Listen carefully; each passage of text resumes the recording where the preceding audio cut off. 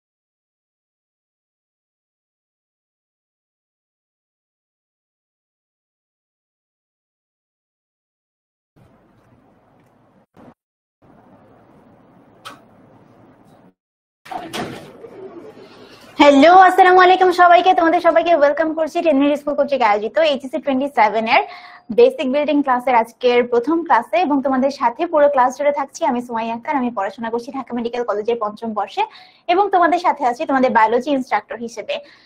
তোমাদের সাথে এটা আমার ফার্স্ট ক্লাস এবং আজকের ক্লাসের টপিক হচ্ছে রক্ত নিয়ে হৃৎপিণ্ডের খেলা। তোমাদের এসএসসি তেও তোমরা কিন্তু হৃৎপিণ্ড সম্পর্কে অনেক পড়াশোনা করেছো, কিন্তু সেই অনেকখানিও এখন আমাদের কাছে খুবই অল্প, কারণ এখন আমরা আরো অনেক অনেক অনেক বেশি পড়াশোনা করব। সো তোমাদের সবাই সাথে যেহেতু আমার ফার্স্ট ক্লাস, তো আমি তো আমার পরিচয় দিয়ে দিলাম, তোমরাও আসলে নিজেদের পরিচয় একটু একটু করে লিখে দিতে পারো। যেমন তুমি আসলে কোন ডিস্ট্রিক্ট থেকে আছো, তারপরে কোন স্কুল থেকে বা কোন বোর্ড থেকে তুমি এসএসসি দিয়েছো, এরকম টুকটাক কিছু যেটা দিয়ে তোমার সম্পর্কে আমি একটা আইডিয়া আসলে গ্রো করতে পারি। আমি অলরেডি দেখতে পাচ্ছি অনেকে আমাদের সাথে যুক্ত হয়েছে। আরাফাত আছো, মাহমুদ, তারপরে নিউ ইউজার যার নাম আসলে বোঝা যাচ্ছে না, সামিয়া, তারপর আমায়রা, সাদিয়া, অরূপ বড়ুয়া, ওকে, আব্দুল আজিজ, তারপরে বিবি মারিয়াম। যারা সালাম দিয়েছো সবাইকে ওয়ালাইকুম আসসালাম। আশা করি সবাই অনেক বেশি ভালো আছো এবং তোমরা আমাকে একটু করে জানিয়ে দাও যে তোমাদের কাছে বোর্ড ক্লিয়ার কিনা এবং আমার কথা তোমরা ঠিক মতো শুনতে পাচ্ছ কিনা। আর তোমরা এসএসসি তে আসলে হৃৎপিণ্ডের যে চ্যাপ্টারটা পড়েছো, যেখানে রক্তের কিছু পার্ট ছিল, হৃৎপিণ্ড নিয়ে রক্ত সংবহনের কিছু পার্ট ছিল, ওই চ্যাপ্টারটা তোমাদেরকে আছে কেমন লাগতো বলো তো? ওকে, আমি অলরেডি দেখতে পাচ্ছি যে ফাইজা কমেন্ট করেছে, ও টাঙ্গাইল থেকে আছে। নিশাদ লিখেছে সিলেট বোর্ড থেকে এক্সাম দিয়েছে। আমারা লিখেছে ঢাকা বোর্ড।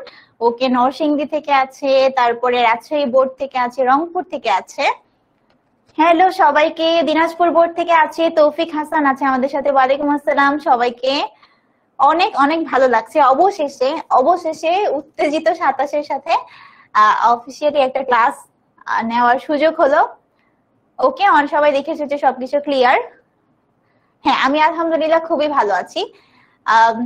তোমরা বই সবাই কিনে ফেলেছো কিনা এটা একটু জানাও। আর বই কেনার পরে বা বই যদি না কিনে থাকো, সিনিয়র কারো কাছ থেকে কালেক্ট করেছো কিনা, বা হচ্ছে কালেক্ট করার পরে একটুখানি বইটা খুলে দেখেছো কিনা। তোমরা তো জানতে যে আজকে আসলে রক্ত নিয়ে হৃৎপিণ্ডের খেলা, মানে রক্ত এবং হৃৎপিণ্ড রিলেটেড একটা চ্যাপ্টারের উপর আসলে আমরা একটুখানি তোমাদেরকে আইডিয়া দেওয়ার ট্রাই করব। তো তোমরা আসলে কে আসলে এই জিনিসগুলা একটু খুলে দেখেছো, এগুলো একটু জানাও যে বায়োলজি বইটা কে একটু হলেও পড়ে দেখার চেষ্টা করেছে, এবং যদি পড়ে থাকো একটুও, তাহলে তোমার আসলে এখানে ফার্স্ট ইমপ্রেশন বইটার প্রতি কেমন। ওকে, আমি দেখতে পাচ্ছি খুলনা থেকে একজন আছে। আমার কলেজ ছিল government Majid memorial city college Khulna, আর আমার স্কুল ছিল সরকারি করোনেশন মাধ্যমিক বালিকা বিদ্যালয় খুলনা। তো যে খুলনা থেকে আসলে আমাদের সাথে জয়েন করেছে সে হয়তো বা আমার স্কুল কলেজ দুইটাই খুব ভালোভাবে চিনতে পারবে, এই জন্য বললাম। ওকে, অনেকে লিখেছো বই কিনিনি, অনেকে লিখেছো হ্যাঁ বই কিনেছি, অনেকে বলেছো যে লেটেস্ট বই কি বাজারে আসছে কিনা, আজমল স্যারের বই কিনেছি। ওকে, ভেরি গুড। অ্যাটলিস্ট বই তো কালেকশন নিয়ে আসতে হবে। যদি কিনে না থাকো তাহলেও সিনিয়র কারো কাছ থেকে কালেক্ট করবা, বাট সবাইকে আসলে বলবো যে লেটেস্ট এডিশন বাজারে চলে আসার সাথে সাথে তোমাদের হাত পর্যন্ত সেটা নিয়ে আসার চেষ্টা করো, ঠিক আছে? ওকে, তোমাদেরকে একটু কি ভয় দিব নাকি আসলে ভয় দিব না বলো? এই যে দেখো, রুকাইয়া বন্যা লিখেছে যে বায়োলজি বই পড়ে কিছু বুঝতে পারি না। ওকে, সাদিয়া বলেছে আবার ভালোই লাগছে। আরেকজন লিখছে আমার কাছে বই নাই। ওকে, পেইড ক্লাসের জন্য আলাদা কোনো গ্রুপ? আচ্ছা, আমাদের পেইড ক্লাস গুলা সবসময় আমরা অ্যাপ থেকে নিয়ে থাকি, আর পেইড ক্লাস কখনো হচ্ছে ফেসবুক গ্রুপ থেকে নেওয়া হয় না। ফ্রি ক্লাস অনেক সময় ফেসবুক গ্রুপ থেকে নেওয়া হয়। আচ্ছা, একজন লিখেছে যে কোন রাইটারের বই কিনবো? আমাদের তো দুইটা পেপার আছে, একটা হচ্ছে ফার্স্ট পেপার, একটা হচ্ছে প্রথম পত্র, আর একটা হচ্ছে আমার দ্বিতীয় পত্র। প্রথম পত্রকে আমরা কি বলি জানো? প্রথম পত্রকে আমরা বলি হচ্ছে উদ্ভিদ বিজ্ঞান,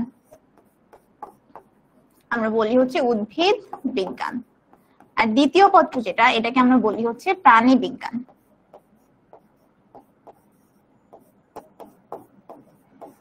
প্রাণী বিজ্ঞান। এবং ইংলিশে প্রথম পত্রকে আমরা বলি বোটানি, আর সেকেন্ড পেপারকে আমরা বলি হচ্ছে জুলজি। ফার্স্ট পেপারে আমরা সবাই যে বইটা ফলো করব সেটা হচ্ছে আবুল হাসান স্যারের বই।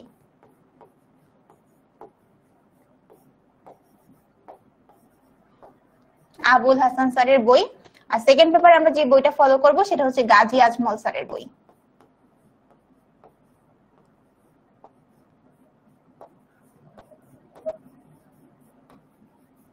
ঠিক আছে, এই দুইটা বই আমরা আসলে আমাদের কালেকশনে রাখার চেষ্টা করব। বাকি কিছু কিছু জায়গা থেকে আমাদের এক্সট্রা কিছু ইনফরমেশন পড়তে হয়, বাট ওগুলো আসলে পরে, আগে মেইন বইগুলো আমরা শেষ করার চেষ্টা করব। একজন লিখেছে কেন সেকেন্ড পেপার থেকে আগে শুরু, আর একজন লিখেছে যে কেন চ্যাপ্টার 4 থেকে শুরু। এটা আসলে কোনো শুরু না বা এটা কোনো শেষ না, এইটা যেহেতু আমরা তোমাদেরকে জাস্ট একটু বোঝানোর চেষ্টা করছি যে এসএসসি এর পড়াশোনা বা এসএসসি এর নলেজটা তোমার এখানে এসে কতখানি বাড়াতে হবে, বা বলতে পারো যে জাস্ট একটা স্টার্টিং, তোমাদের পরিচিত একটা টপিক দিয়ে যাতে তোমরা একটুখানি ধরতে পারো। ঠিক আছে, ওকে। হ্যাঁ, একজন লিখছে বায়োলজি নিয়ে সবচেয়ে বেশি ভয় পেতাম এসএসসি-তে। এসএসসি বায়োলজিতে ছিল এইটুকু, এখন বায়োলজি আরো বড়। কি মনে হচ্ছে 26 বছরের বাচ্চারাও চলে আসছে এখানে, তাই না? ওকে, আমরা তাহলে একটু দেখি যে আমাদের কি ব্যাপার স্যাপার এখানে আছে। তো দেখো, আমরা যদি একটা মানুষের বডি সম্পর্কে চিন্তা করি, যে তোমার ভিতরে যত মাসেল টাসেল আছে এই জিনিসগুলো যদি খুলে ফেলা যেত, খুলে ফেলা গেলে আমি আসলে হৃৎপিণ্ডের অবস্থানটা মোটামুটি মাঝ বরাবর দেখতে পেতাম। তাহলে তোমাদের মনে হয় না বাংলা সিনেমায় কেন বলা হয়, মানে বলে না যে বুকে ব্যথা হয়েছে, তারপর হচ্ছে হার্ট অ্যাটাক করতেছে, তখন এরকম বুকের বাম পাশে হাত দিয়ে আস্তে আস্তে আস্তে আস্তে করে পড়ে যায়, তাই না? তো বাম পাশে কেন হাত দেয়? আসলে তো আমাদের হৃৎপিণ্ডটা আমরা দেখতে পাচ্ছি একদম মাঝ বরাবরই আছে। তাহলে হৃৎপিণ্ড মাঝ বরাবর থাকলেও এই হৃৎপিণ্ডের এই যে জায়গাটা, এটাকে বলা হয় হৃৎপিণ্ডের অ্যাপেক্স। কি বলা হয়? অ্যাপেক্স বা চূড়া। ঠিক আছে, এই অ্যাপেক্সটা দেখো একটু এই বরাবর আছে, তাই না? অ্যাপেক্স এর দিকটা কেমন? একটু এই বরাবর, তাই না? তো আমরা চিত্রে সবসময় আমরা জানি যে আমাদের ডান চিত্রের বাম হয়, আমাদের বাম চিত্রের ডান হয়। মানে আমি যদি এই বরাবর ঘুরে তাকাই আর এইভাবে যদি তাকাই, তাহলে এইটা হচ্ছে আমার বাম সাইড, এইটা আমার ডান সাইড। ঠিক আছে, এইটা ঠিক আছে। তো এই জিনিসটা হচ্ছে আমার অ্যাপেক্স। তো অ্যাপেক্সটা যেহেতু একটু বাম দিকে থাকে, এই জন্য আমরা বলি আমাদের হৃৎপিণ্ডটা একটু বুকের বাম পাশে। ঠিক আছে, এরকম বুঝাতে চাই। ঠিক আছে, তাহলে গেল, এটা আমরা বুঝলাম। এখন দেখো, তোমাদেরকে যদি একটা প্রশ্ন করি যে হৃৎপিণ্ডটা তো অবশ্যই একটা অঙ্গ, তাই না? একটা অঙ্গ যেটা আমাদের রক্ত সঞ্চালনে হেল্প করে। তো রক্ত সঞ্চালনে হেল্প করার এই যে অঙ্গটা আছে, এই অঙ্গটা যেই গহ্বরের ভেতরে অবস্থান করে, সেই গহ্বরের নামটা কি? যে গহ্বরের ভেতরে অবস্থান করে সেই গহ্বরের নামটা কি? গহ্বরের নামটা কি? এই নামটা হচ্ছে পেরিকার্ডিয়াল গহ্বর। পেরিকার্ডিয়াল গহ্বর, পেরিকার্ডিয়াল গহ্বর। তুমি জানো, তোমরা জানো যে আমরা যখন হচ্ছে তোমাদের সিনিয়র আপু ভাইয়াদের ক্লাস নেই 26 ব্যাচে, ওরা খুবই লক্ষ্মী। কেন লক্ষ্মী? কারণ হচ্ছে ওরা আসলে কেন লক্ষ্মী? কারণ ওরা ক্লাসে কখনো নিজেদের মধ্যে কথাবার্তা বলে না। তাহলে কি আমার সাথে কথা বলে? আমার সাথে একটু কথা বলে, বাট আর একটু অন্যরকম কথা বলে। কিরকম? সেটা হচ্ছে, আমি ধরো এই ক্লাসে একটা ইনফরমেটিভ লাইন তোমাকে বললাম, তো তোমার কাজ হবে কমেন্টে, ধরো তুমি আমার কথাটা তো বুঝতে পারছো, বুঝতে পারার পরে তোমার কাজ হবে কমেন্টে ওই ইনফরমেশনটা ইন শর্ট লেখা। যেমন তুমি হচ্ছে, যেহেতু আমি বললাম যে আমাদের বক্ষপিঞ্জরে যে জায়গাটা হৃৎপিণ্ড অবস্থান করে সেই গহ্বরটার নাম হচ্ছে পেরিকার্ডিয়াল গহ্বর, তাহলে তুমি শর্টলি কমেন্টে এই জিনিসটা লিখতে পারো যে হৃৎপিণ্ড একটা দাগ দিয়ে পেরিকার্ডিয়াল গহ্বর। এতে করে কি হবে? ক্লাসে তোমার পড়ার প্রতি একটা কনসেন্ট্রেশন থাকবে, প্লাস তুমি যদি লিখতে না পারো তখন তুমি বুঝবা জিনিসটা আসলে তুমি বোঝোনি। আবার একটা ব্যাপার হবে, অন্য কেউ যখন তোমার কমেন্ট পড়বে তখন কিন্তু সেও তোমার কমেন্ট পড়ে কিছুটা উপকার পাবে, ঠিক আছে। এখন তারপরে এই কমেন্টের পরে অন্য কারো একটা প্রশ্নও জাগতে পারে মনে, তাহলে সে তখন ওইটা রিলেটেড প্রশ্ন করতে পারে, ঠিক আছে। এই যে দেখো আমি যখন বলার সাথে সাথে অলরেডি কিন্তু ওরা লেখা শুরু করে দিয়েছে যে পেরিকার্ডিয়াল গহ্বর, এবং একজন একটা কমেন্টও করেছে যে পেরিকার্ডিয়াল বা পেরিকার্ডিয়াম এটা কি একটা পর্দা না? হ্যাঁ, এক্স্যাক্টলি ঠিকই। তোমরা বায়োলজিতে যখন এই কার্ডিয়াক এই কথাটা পড়বা তখনই তোমরা বুঝবা এটা আসলে আমাদের হৃৎপিণ্ডকে বোঝাচ্ছে। একই সাথে যদি বলি যে পালমোনারি কথাটা কোথাও যদি দেখো তাহলে বুঝবা আমাদের ফুসফুসকে বোঝাচ্ছে। পালমোনারি, পালমোনারি কথাটা দেখলে বুঝবা কি বুঝবা, এটা হচ্ছে আমাদের ফুসফুসকে বোঝাচ্ছে, ফুসফুসকে বোঝাচ্ছে, ঠিক আছে। আর যদি আমরা কার্ডিয়াক দেখি তাহলে আমরা বুঝবো এটা হচ্ছে সবসময় আমাদের হৃৎপিণ্ডকে বোঝাচ্ছে, ঠিক আছে। যদি আমরা কখনো কোথাও বায়োলজি বইয়ে রেনাল দেখি, রেনাল দেখলে আমরা বুঝবো এটা হচ্ছে বৃক্ককে বোঝাচ্ছে, এটা হচ্ছে আমাদের বৃক্ককে বোঝাচ্ছে। তো এই জিনিসগুলো হচ্ছে তোমরা ছোটবেলায় অ ক খ যেমন পড়ে আসছো, এই নলেজ গুলো আশা করি তোমাদের অলরেডি আছে। যদি কেউ না জেনে থাকো তাহলে আসলে আমি তাদের জন্য একটু বললাম। তাহলে আমরা পড়লাম যে হৃৎপিণ্ড আমাদের বক্ষপিঞ্জরের ভেতরে থাকে, এবং বক্ষপিঞ্জরের যেই গহ্বরটার ভিতরে থাকে এটাকে বলা হয় পেরিকার্ডিয়াল গহ্বর, ঠিক আছে। সো আমরা এটা দেখে ফেললাম। আরেকটা প্রশ্ন বললাম যে কেন আমরা বাংলা সিনেমায় দেখি যে মনে দুঃখ লাগলে মানুষ বাম পাশে হাত দিয়ে পড়ে যায়। এটার কারণ হচ্ছে হৃৎপিণ্ডটা আসলে বুকের মাঝখানেই অবস্থিত, বাট একটু লেফট সাইডে মুখ করে অবস্থান করতেছে, ঠিক আছে, লেফট সাইডে মুখ করে অবস্থান করতেছে, এই জন্য আমরা এটাকে আসলে বাম পাশে বলতে চাই, ঠিক আছে। ওকে, ভেরি গুড, তোমরা তো বলার সাথে সাথে লিখে দিছো, ঠিক আছে। এখন দেখো একটা হৃৎপিণ্ডের ক্ষেত্রে আমরা যদি দেখতে চাই, খুবই মানে সোজা ভাবে একটা জিনিস তোমাদেরকে দেখাই যে হৃৎপিণ্ডের আসলে কাহিনীটা কি। হৃৎপিণ্ডে তোমরা বলো তো ছোটবেলার জ্ঞান থেকে যে হৃৎপিণ্ডে কয়টা গহ্বর থাকে? হৃৎপিণ্ডে, মানুষের হৃৎপিণ্ডে কয়টা গহ্বর থাকে? আমরা সবাই কিন্তু ছোটবেলার জ্ঞান থেকে জানি মানুষের হৃৎপিণ্ডে আসলে 4টা গহ্বর থাকে, ঠিক আছে। আচ্ছা, তাহলে এইটা মনে করো আমার হৃৎপিণ্ড, এবং এটা হচ্ছে আমাদের হৃৎপিণ্ডের 4টা গহ্বর। একটু মনে হয় ছোট বড় হয়ে গেছে, বাট তোমরা এটাকে মনে করো যে সবগুলা সমান আছে। হ্যাঁ, এখন যেহেতু আমি এভাবে দাঁড়ানো, তো আমার এইটা হচ্ছে বাম হাত, এইটা হচ্ছে আমার ডান হাত, ঠিক আছে। এখন দেখো এই সাইডটা তাহলে বাম, এই সাইডটা ডান। তোমরা যখন খাতায় মার্কিং করবা তখন তুমি সোজা বরাবর তাকালে মানে তোমার হাতের উল্টা সাইডে মার্কিং হবে, ঠিক আছে। তাহলে এইটা হচ্ছে আমার লেফট সাইড, এটা হচ্ছে আমার লেফট সাইড বা বাম দিক, এইটা হচ্ছে আমার ডান দিক। আমার ছবির, আমার তো না, আমার হৃৎপিণ্ড যেটা আঁকলাম এটা ডান দিক। তাহলে দেখো আমরা জানি হৃৎপিণ্ড আসলে 4টা প্রকোষ্ঠ বিশিষ্ট, 4টা প্রকোষ্ঠ বিশিষ্ট, 4টা প্রকোষ্ঠ বিশিষ্ট। এই 4 প্রকোষ্ঠ বিশিষ্ট জিনিসের মধ্যে 2টা থাকে অলিন্দ আর 2টা থাকে নিলয়। আর এইটাকে আমরা ইংলিশে আবার কি বলতে পারি? অলিন্দকে আমরা ইংলিশে বলি অ্যাট্রিয়াম, আর নিলয়কে আমরা বলি হচ্ছে ভেন্ট্রিকল, ঠিক আছে। নিলয়কে আমরা বলি ভেন্ট্রিকল। তাহলে দেখো এইগুলার মার্কিংটা আসলে কেমন হবে? এইটা তো আমার বাম, এটা আমার ডান, উপরেরটা অ্যাট্রিয়াম অথবা অলিন্দ। তাহলে এটাকে আমি বলতে পারি না যে ডান সাইডে রাইট অ্যাট্রিয়াম, এটাকে আমি বলতে পারি না লেফট অ্যাট্রিয়াম, এটাকে আমি বলতে পারি রাইট ভেন্ট্রিকল, এটাকে আমরা বলতে পারি লেফট ভেন্ট্রিকল। এখন দেখো আমি তো এই জিনিসটা একদম সমান সমান করেই আসলে মাঝখান বরাবর দাগ দিতে পারতাম, তাই না? তাহলে কেন আমি একটু ছোট বড় করে কেন দাগ দিলাম? কারণ আমাদের এই হৃৎপিণ্ডে আসলে অলিন্দটা আকারে ছোট হয় এবং নিলয় গুলা বা ভেন্ট্রিকল গুলো আকারে বড় হয়। এবং এখানে যদি আমি আরো একটু জিনিস তোমাদেরকে দেখানোর চেষ্টা করি তাহলে দেখো কি দেখানো যায়। দেখো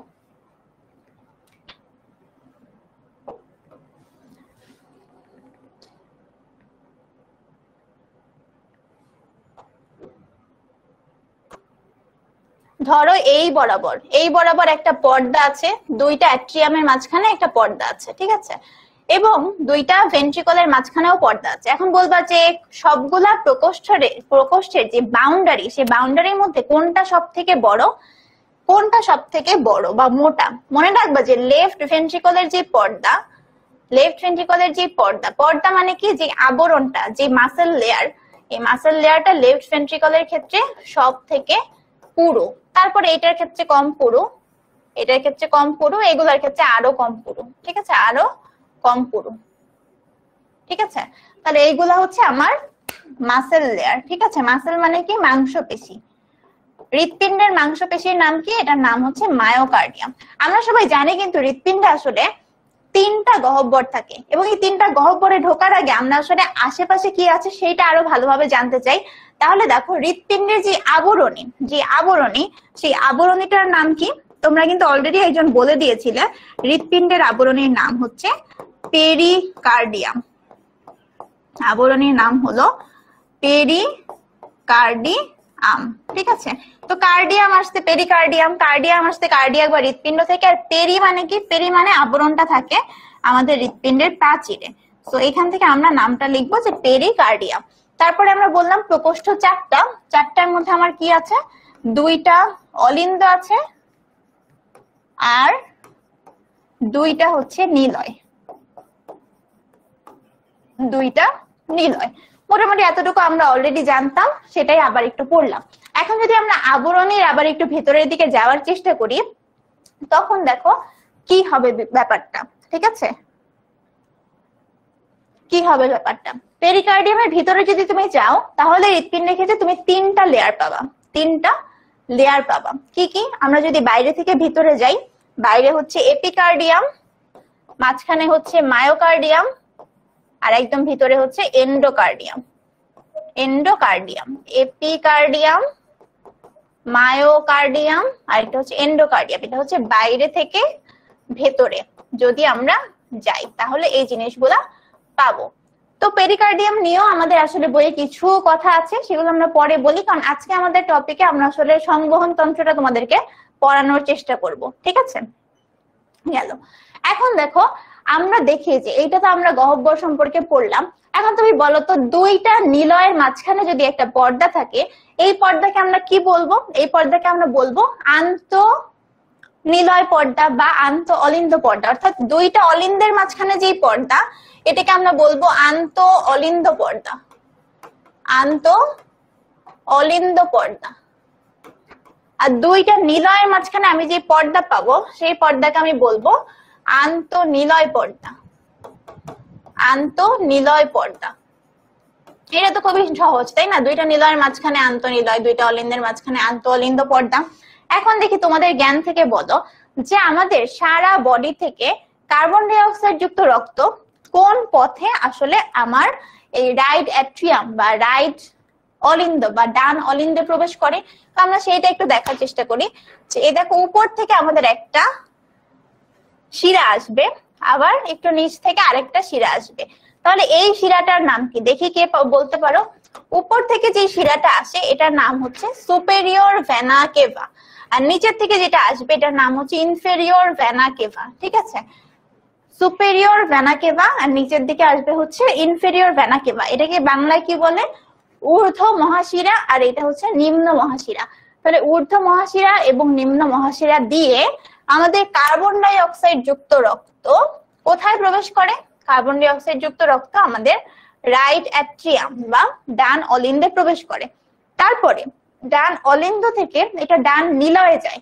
তাহলে এই পথ থেকে যখন যাওয়ার চেষ্টা করবে, এখানে কিন্তু একটা দরজা থাকতে হবে। তো মনে রাখবা, ডান অলিন্দ এবং ডান নিলয়ের মাঝখানে যে দরজাটা, এই দরজাটার নাম হচ্ছে ট্রাইকাসপিড কপাটিকা।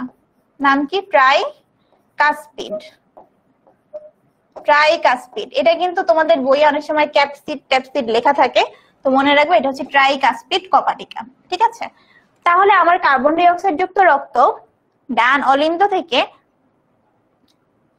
ডান নিলয়ে প্রবেশ করলো, ডান নিলয়ে প্রবেশ করলো। প্রবেশ করার পরে এই কার্বন ডাই অক্সাইড যুক্ত রক্ত দিয়ে তো আমার বেশি দরকার নাই। আমার দরকার এই কার্বন ডাই অক্সাইড যুক্ত রক্তকে অক্সিজেন যুক্ত রক্তে কনভার্ট করা। অক্সিজেন যুক্ত রক্তে আমি কিভাবে কনভার্ট করব?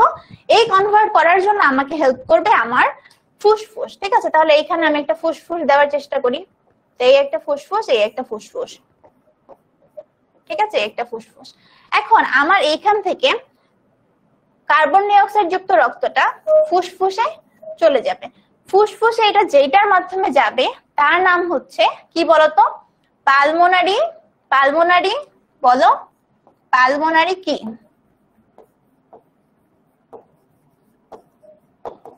পালমোনারি ধমনী। তোমরা কিন্তু জানো সব শিরা এটা কার্বন ডাই অক্সাইড যুক্ত রক্ত পরিবহন করে, কিন্তু একটা ব্যতিক্রম আছে, সেটা হচ্ছে ফুসফুসীয় শিরা। ঠিক আছে, আবার সব ধমনী উল্টা, মানে ধরো সব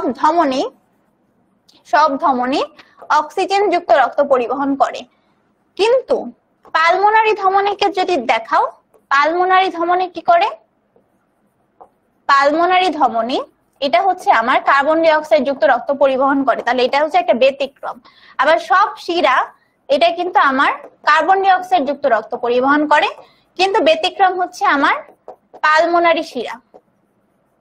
পালমোনারি শিরা, পালমোনারি শিরা কি করে? এটা অক্সিজেন যুক্ত রক্ত পরিবহন করে। ঠিক আছে, তাহলে গেল। তাহলে পালমোনারি ধমনী দিয়ে এই কার্বন ডাই অক্সাইড যুক্ত রক্তটা আমাদের ফুসফুসে আসবে। ঠিক আছে, ফুসফুসে আসবে।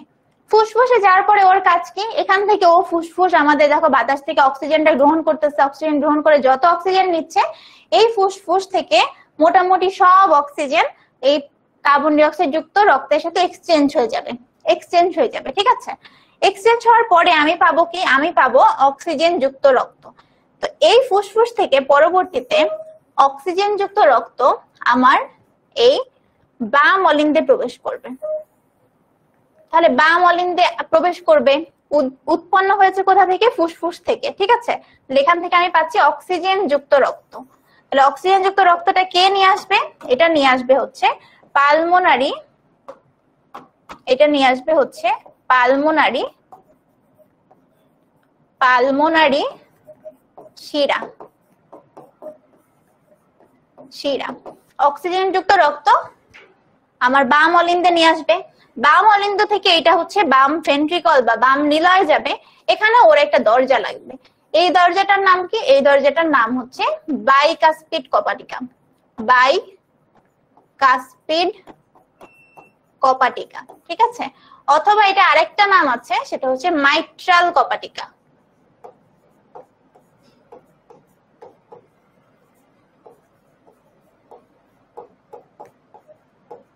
মাইট্রাল কপাটিকা। ঠিক আছে, তো এরপরে কাহিনীটা কি?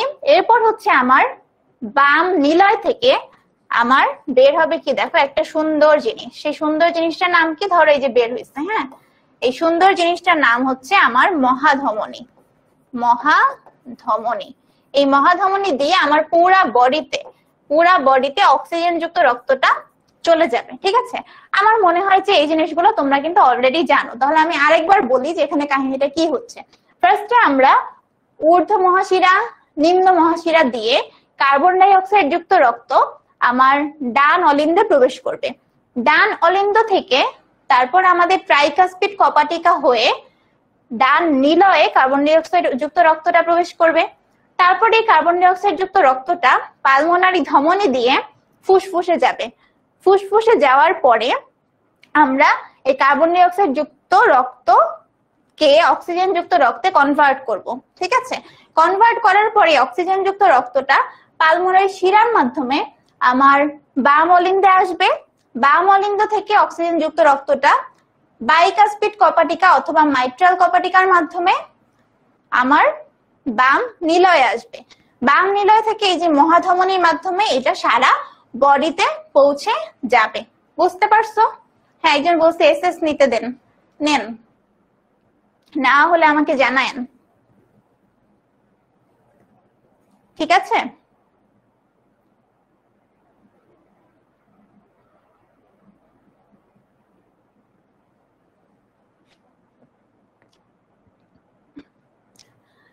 তোমরা স্লাইড অলরেডি পাবা ক্লাস শেষ হয়ে গেলে। এছাড়াও তোমরা মানে স্ক্রিনশট রাখতে চাইলে রাখতে পারো, কোনো অসুবিধা নেই। এখন বলবো যে আপু এই ছবি আসলে আমি আঁকলে কি হবে? এটা আসলে এই ছবি আমি আঁকলে তো হবে না, তাই না? এখন দেখো আমরা আসলে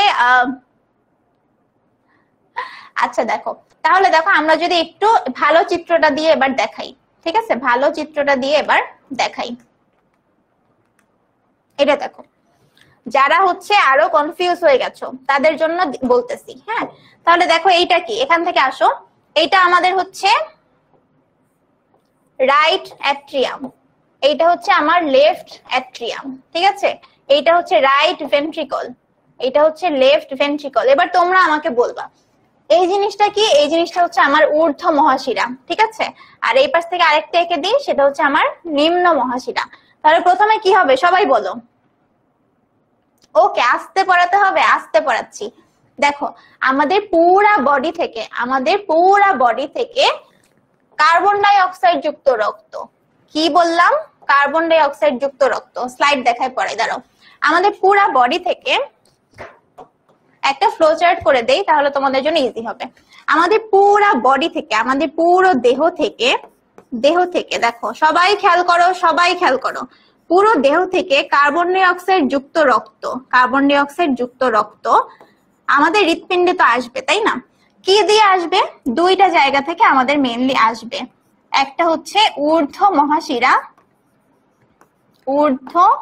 মহাশিরা, আরেকটা হচ্ছে নিম্ন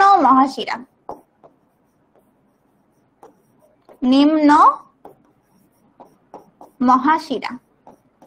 এই দুইটা দিয়ে আসবে, এতটুকু তো বুঝতে পারছো, তাই না? ঠিক আছে, এই দুইটা দিয়ে ওরা কোথায় আসবে জানো? ওরা আসবে হচ্ছে আমাদের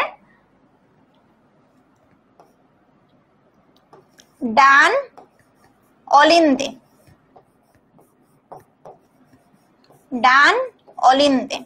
তাহলে ডান অলিন্দে আসলো। তাহলে শুরুটা আবার বলি যে আমাদের সমগ্র দেহ থেকে কার্বন ডাই অক্সাইড যুক্ত রক্ত ঊর্ধ্ব মহাশিরা এবং নিম্ন মহাশিরা দিয়ে আমাদের ডান অলিন্দে প্রবেশ করবে। বুঝতে পারছো? ডান, ঠিক আছে। এই দেখো আল মামুন বলছে এগুলা তো সবার জানা, তাহলে একজন বলে এগুলা তো সবার জানা, আরেকবার হচ্ছে আবার আরেকজন বলো যে কিছু তো বুঝতে পারতেছি না। তাহলে এটা দেখো ডান অলিন্দে আসবে, ডান অলিন্দ থেকে ওরা যাবে হচ্ছে ডান নিলয়ে,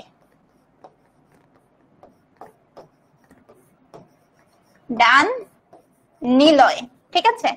এই ডান অলিন্দ থেকে ডান নিলয়ে যাওয়ার যে পথ, এখানে একটা কপাটিকা থাকে বা দরজা থাকে, সেই দরজার নাম কি? সেই দরজার নাম হচ্ছে ট্রাইকাসপিড কপাটিকা।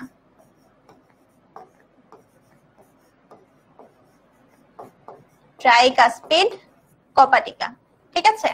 তারপর ডান নিলয় গেল, কারা যাচ্ছে দেখো, সব কিন্তু কার্বন ডাই অক্সাইড যুক্ত রক্ত যাচ্ছে। এবার ওর দরকার অক্সিজেন যুক্ত রক্ত, ঠিক আছে। অক্সিজেন যুক্ত রক্ত কোথা থেকে পাবে? এই অক্সিজেন যুক্ত রক্ত খুঁজতে খুঁজতেও চলে গেল ফুসফুসে। এখন ফুসফুসে কিসের মাধ্যমে যাবে? এটা যাবে হচ্ছে আমাদের পালমোনারি ধমনী দিয়ে, ঠিক আছে, ধমনী দিয়ে ফুসফুসে যাবে। এখন ফুসফুসে যাওয়ার পরে আমাদের এখানে অক্সিজেন এবং কার্বন ডাই অক্সাইডের আদান প্রদান হবে, আদান প্রদান হওয়ার পরে আমরা পাবো অক্সিজেন যুক্ত রক্ত পাবো, ঠিক আছে। এই অক্সিজেন যুক্ত রক্ত পরবর্তীতে আমাদের ফুসফুসীয় শিরার মাধ্যমে বা পালমোনারি শিরার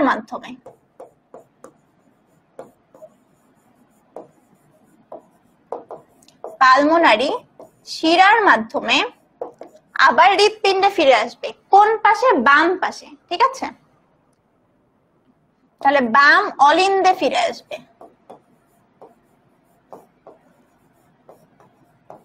বাম অলিন্দ। এটা কি? অক্সিজেন যুক্ত রক্ত। এখান থেকে ও যাবে হচ্ছে বাম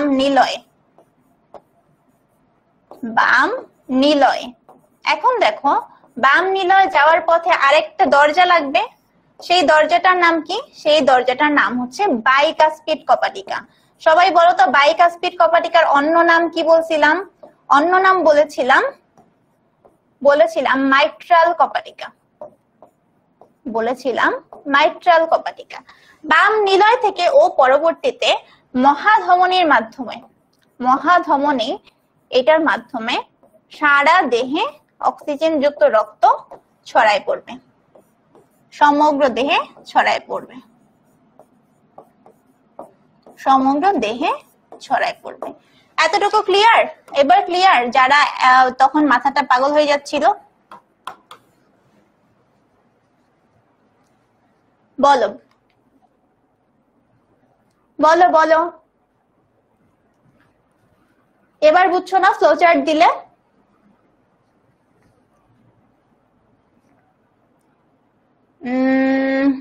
কাইমুন, Abdul Aziz, yes mitral valve. Okay Jannatul, তারপরে সামিয়া, অনেক মানুষকে আমি দেখতে পাচ্ছি। আমি একটু তোমাদের কাছ থেকে রেসপন্স জানতে চাচ্ছি যে এই হৃৎপিণ্ডে রক্ত সংবহন প্রসেসটা, এটা কিন্তু তোমরা সবাই অলরেডি জানো, তাই না? অলরেডি তোমরা হচ্ছে এসএসসি তে এটা পড়ে আসছো। তারপরেও যে আমি এতক্ষণ ধরে এই জিনিসটাই পড়ানোর চেষ্টা করলাম, এটার তো অবশ্যই কারণ আছে, তাই না? এইটার কারণ কি? এটার কারণ হচ্ছে সামনে তোমরা আসলে কিছু জিনিস তোমাদেরকে পড়াতে চাই, যে জিনিসগুলো তোমাদের জানতে হবে।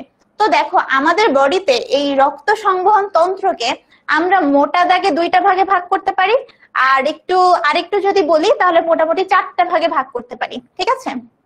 4টা ভাগে ভাগ করতে পারি। তো দেখো আমরা যেটা বোঝাতে চাচ্ছি এবার, এগুলা পরে দেখাবো। এই যে তো বলতেছে যে মানুষের যে রক্ত সংবহন সংগঠিত হয়, এটাকে আমরা মোটা দাগে 4টা কম্পোনেন্টে ভাগ করতে পারি। একটা হচ্ছে সিস্টেমিক সংবহন, একটা হচ্ছে পালমোনারি সংবহন, একটা হচ্ছে পোর্টাল সংবহন, আর একটা হচ্ছে করোনারি সংবহন। তো আজকে আমরা যদি মোটামুটি সিস্টেমিক আর পালমোনারি সংবহনটা কতটুকু এটা বুঝতে পারি, তাহলে আমরা ধরো মোটামুটি অনেক কিছু বুঝে গেছি, এটা হবে, ঠিক আছে? এখন সিস্টেমিক সংবহন মানে কি আর পালমোনারি সংবহন মানে কি, এটা দেখো। আমি আগের ফ্লো চার্টটা যদি দেখাই, এই যে আমার রক্ত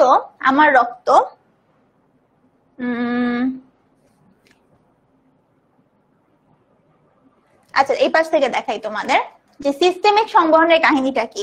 আমাদের রক্ত বাম ভেন্ট্রিকল থেকে শুরু করে বিভিন্ন অঙ্গতে গেল, যে তারপর বিভিন্ন অঙ্গ থেকে ও আবার এই অক্সিজেন যুক্ত রক্তটা দিল, দেওয়ার পরে ওখান থেকে আবার কার্বন ডাই অক্সাইড নিল, নেওয়ার পরে ও কোথায় আসবে? ডান অ্যাট্রিয়ামে ফিরে আসবে।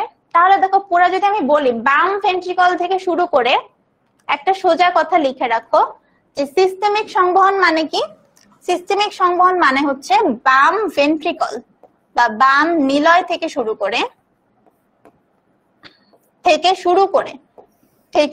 করে আমার ডান অলিন্দ পর্যন্ত রক্ত আসার যে গতিপথ, ডান অলিন্দ পর্যন্ত রক্ত আসার যে গতিপথ, এই জিনিসটাকে বলা হয় সিস্টেমিক সংবহন। সিস্টেমিক সংবহন এর মাঝখানে কোথায় যাবে? আমাদের সমগ্র দেহে যাবে, সমগ্র দেহে যাবে, ঠিক আছে? আর এখানে আমরা শুরু করছিলাম কি নিয়ে? এখানে অক্সিজেন যুক্ত রক্ত নিয়ে শুরু করেছিলাম, আর এখানে শেষে আমরা পাবো কার্বন ডাই অক্সাইড যুক্ত রক্ত।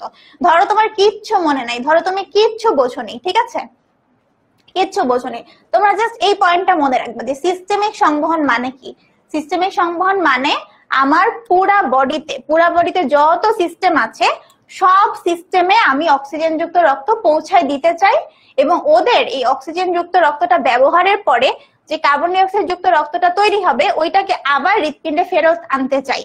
তাহলে এই জিনিসটা হচ্ছে আমরা এখানে বুঝবো যে সিস্টেমিক সংবহন যখন তোমাকে বলবে, তখন তুমি মনে রাখবে বাম নিলয় থেকে শুরু করে ডান অলিন্দ পর্যন্ত। তাহলে আমরা আমাদের ফ্লো চার্টে দেখি যে বাম নিলয় থেকে শুরু করে ডান অলিন্দ পর্যন্ত আসলে কাহিনীটা কি ছিল। দেখো এই পর্যন্ত, খুব সুন্দর করে একটু খেয়াল করো, এই পর্যন্ত বাম নিলয় থেকে শুরু করে আমার এই ডান অলিন্দ পর্যন্ত, এই পর্যন্ত সংবহনটা হচ্ছে সিস্টেমিক সংবহন। এখন বলবা যে কি হলো কাহিনী, দাঁড়াও বলতেছি। সিস্টেমিক সংবহন, এবার দেখো কাহিনীটা কি। ধরো আমি সিস্টেমিক সংবহন বলছি যে আমার পুরাপুরি আমার বডি সব সিস্টেমে রক্ত পাঠাতে হবে, এটা হচ্ছে আমার উদ্দেশ্য, ঠিক আছে? তাহলে দেখো বাম নিলয়ে আমার অক্সিজেন যুক্ত রক্ত এসেছিল, কারেক্ট? অক্সিজেন যুক্ত রক্ত বাম নিলয় থেকে মহাধমনীর মাধ্যমে সমগ্র দেহে পৌঁছে যাবে। ক্লিয়ার? সমগ্র দেহে যখন যাবে, এই সমগ্র দেহে আমার কি হবে জানো? সমগ্র দেহে আমার শ্বসন হবে, তাই না? সমগ্র দেহে আমার শ্বসন হবে। সেই শ্বসনে ওরা কি করবে? শ্বসন হবে। শ্বসনে কি হবে? এই অক্সিজেনটা ব্যবহার হয়ে যাবে, তাই না? গ্লুকোজ গুলা জারিত হবে, C6H12O6, এই অক্সিজেনটা ব্যবহার হয়ে যাবে। এই যে আমার অক্সিজেন পৌঁছায় দিচ্ছিলাম, সেই অক্সিজেনটা ব্যবহার হয়ে যাবে।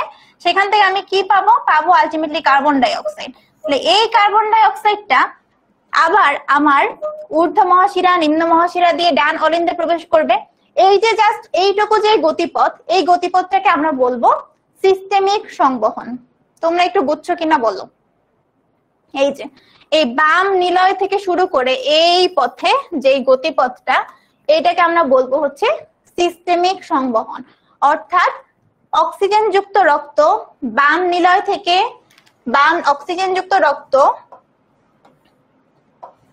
বাম নিলয় থেকে মহাধমনী হয়ে সমগ্র দেহে যাবে। সমগ্র দেহে এই অক্সিজেনটাকে ব্যবহার করা হবে, ব্যবহার করে আমাদের গ্লুকোজটাকে জারিত করা হবে, তারপর কার্বন ডাই অক্সাইড তৈরি হবে। সেই কার্বন ডাই অক্সাইড যুক্ত রক্ত আবার আমাদের ঊর্ধ্ব মহাশিরা নিম্ন মহাশিরা দিয়ে ডান অলিন্দে প্রবেশ করবে। এই যে গতিপথটা, এটাকেই আমরা বলবো হচ্ছে সিস্টেমিক সংবহন। এই সিস্টেমিক সংবহনটা তোমাদের কাছে ক্লিয়ার কিনা একটু বলো। ওকে, আমি দেখতে পাচ্ছি তাফরিদা মাইশা অলরেডি বুঝে ফেলেছে। আব্দুল আজিজ বলছে ক্লিয়ার। আপু ফারজানা বলছে মাথা ঘুরছে। কেন ফারজানা? ফারজানা তোমাকে একটা টাস্ক দেই, তুমি আমাকে বলো সিস্টেমিক সংবহনটা কোথা থেকে কোথায়? সিস্টেমিক সংবহনটা কোথা থেকে কোথা পর্যন্ত? বাম নিলয় থেকে আমার ডান অলিন্দ পর্যন্ত, ঠিক আছে?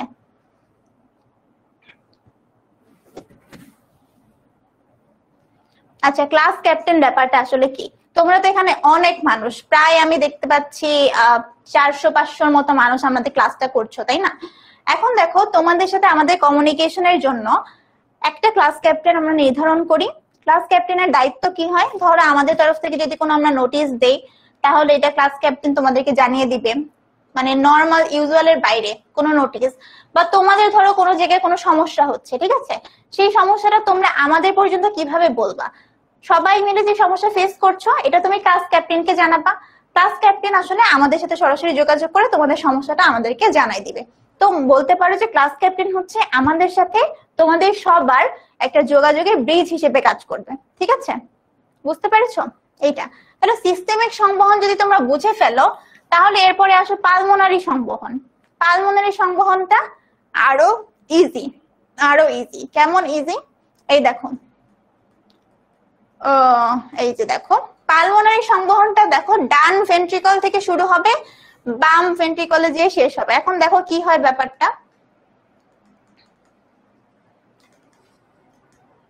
ডান ভেন্ট্রিকল থেকে শুরু, দেখাই,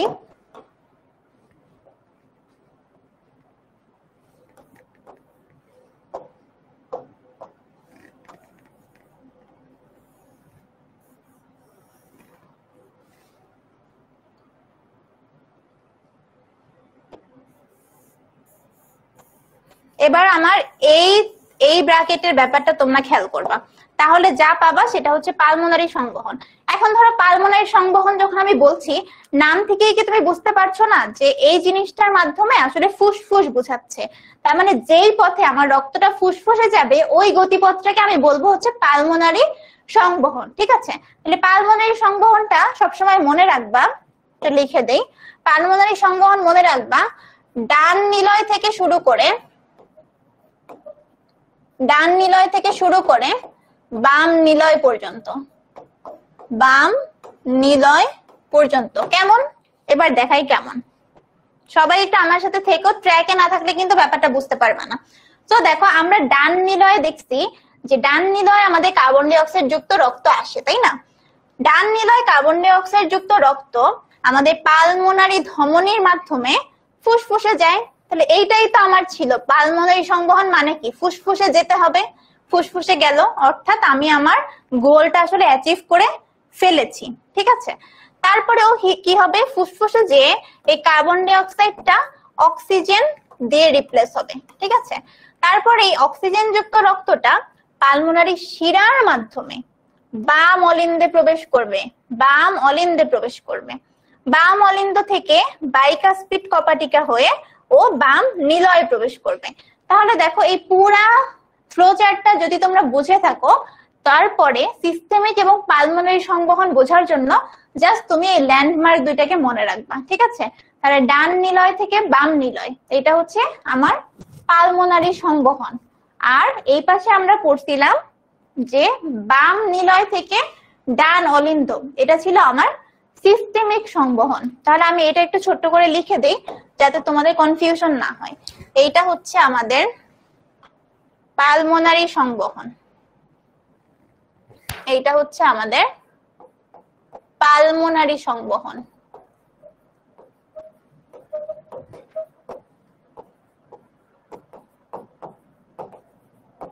সংবহন।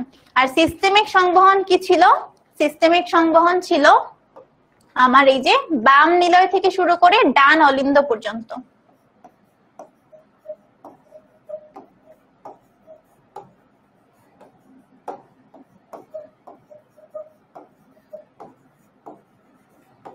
ডান অলিন্দ পর্যন্ত। এখন যারা আসলে বলতেছিলা যে আপু এই জিনিসগুলো তো আমরা অলরেডি পারি, তাহলে তারপরেও কেন তুমি আবার বুঝাচ্ছ, তারা কি বুঝতে পারছো যে কেন আসলে এই গতিপথটা বোঝা এসএসসি সবার যেমন ইম্পর্টেন্ট ছিল, ঠিক একইভাবে এখনো আমাদের জন্য অনেক বেশি ইম্পর্টেন্ট। তোমাদের এই জিনিসটুকু পালমোনারি এবং সিস্টেমিক সংবহনটা ক্লিয়ার হয়েছে কিনা আপুকে জানাও, ক্লিয়ার হয়েছে কিনা আপুকে জানাও। বুঝতে পারছো? মানে কিরকম বুঝতে পারছো? জাস্ট একটু একটু বুঝতে পারছো নাকি 100% বুঝতে পারছো? এটা কি শুধু ক্লিয়ার নাকি এটা ক্রিস্টাল ক্লিয়ার? বলো।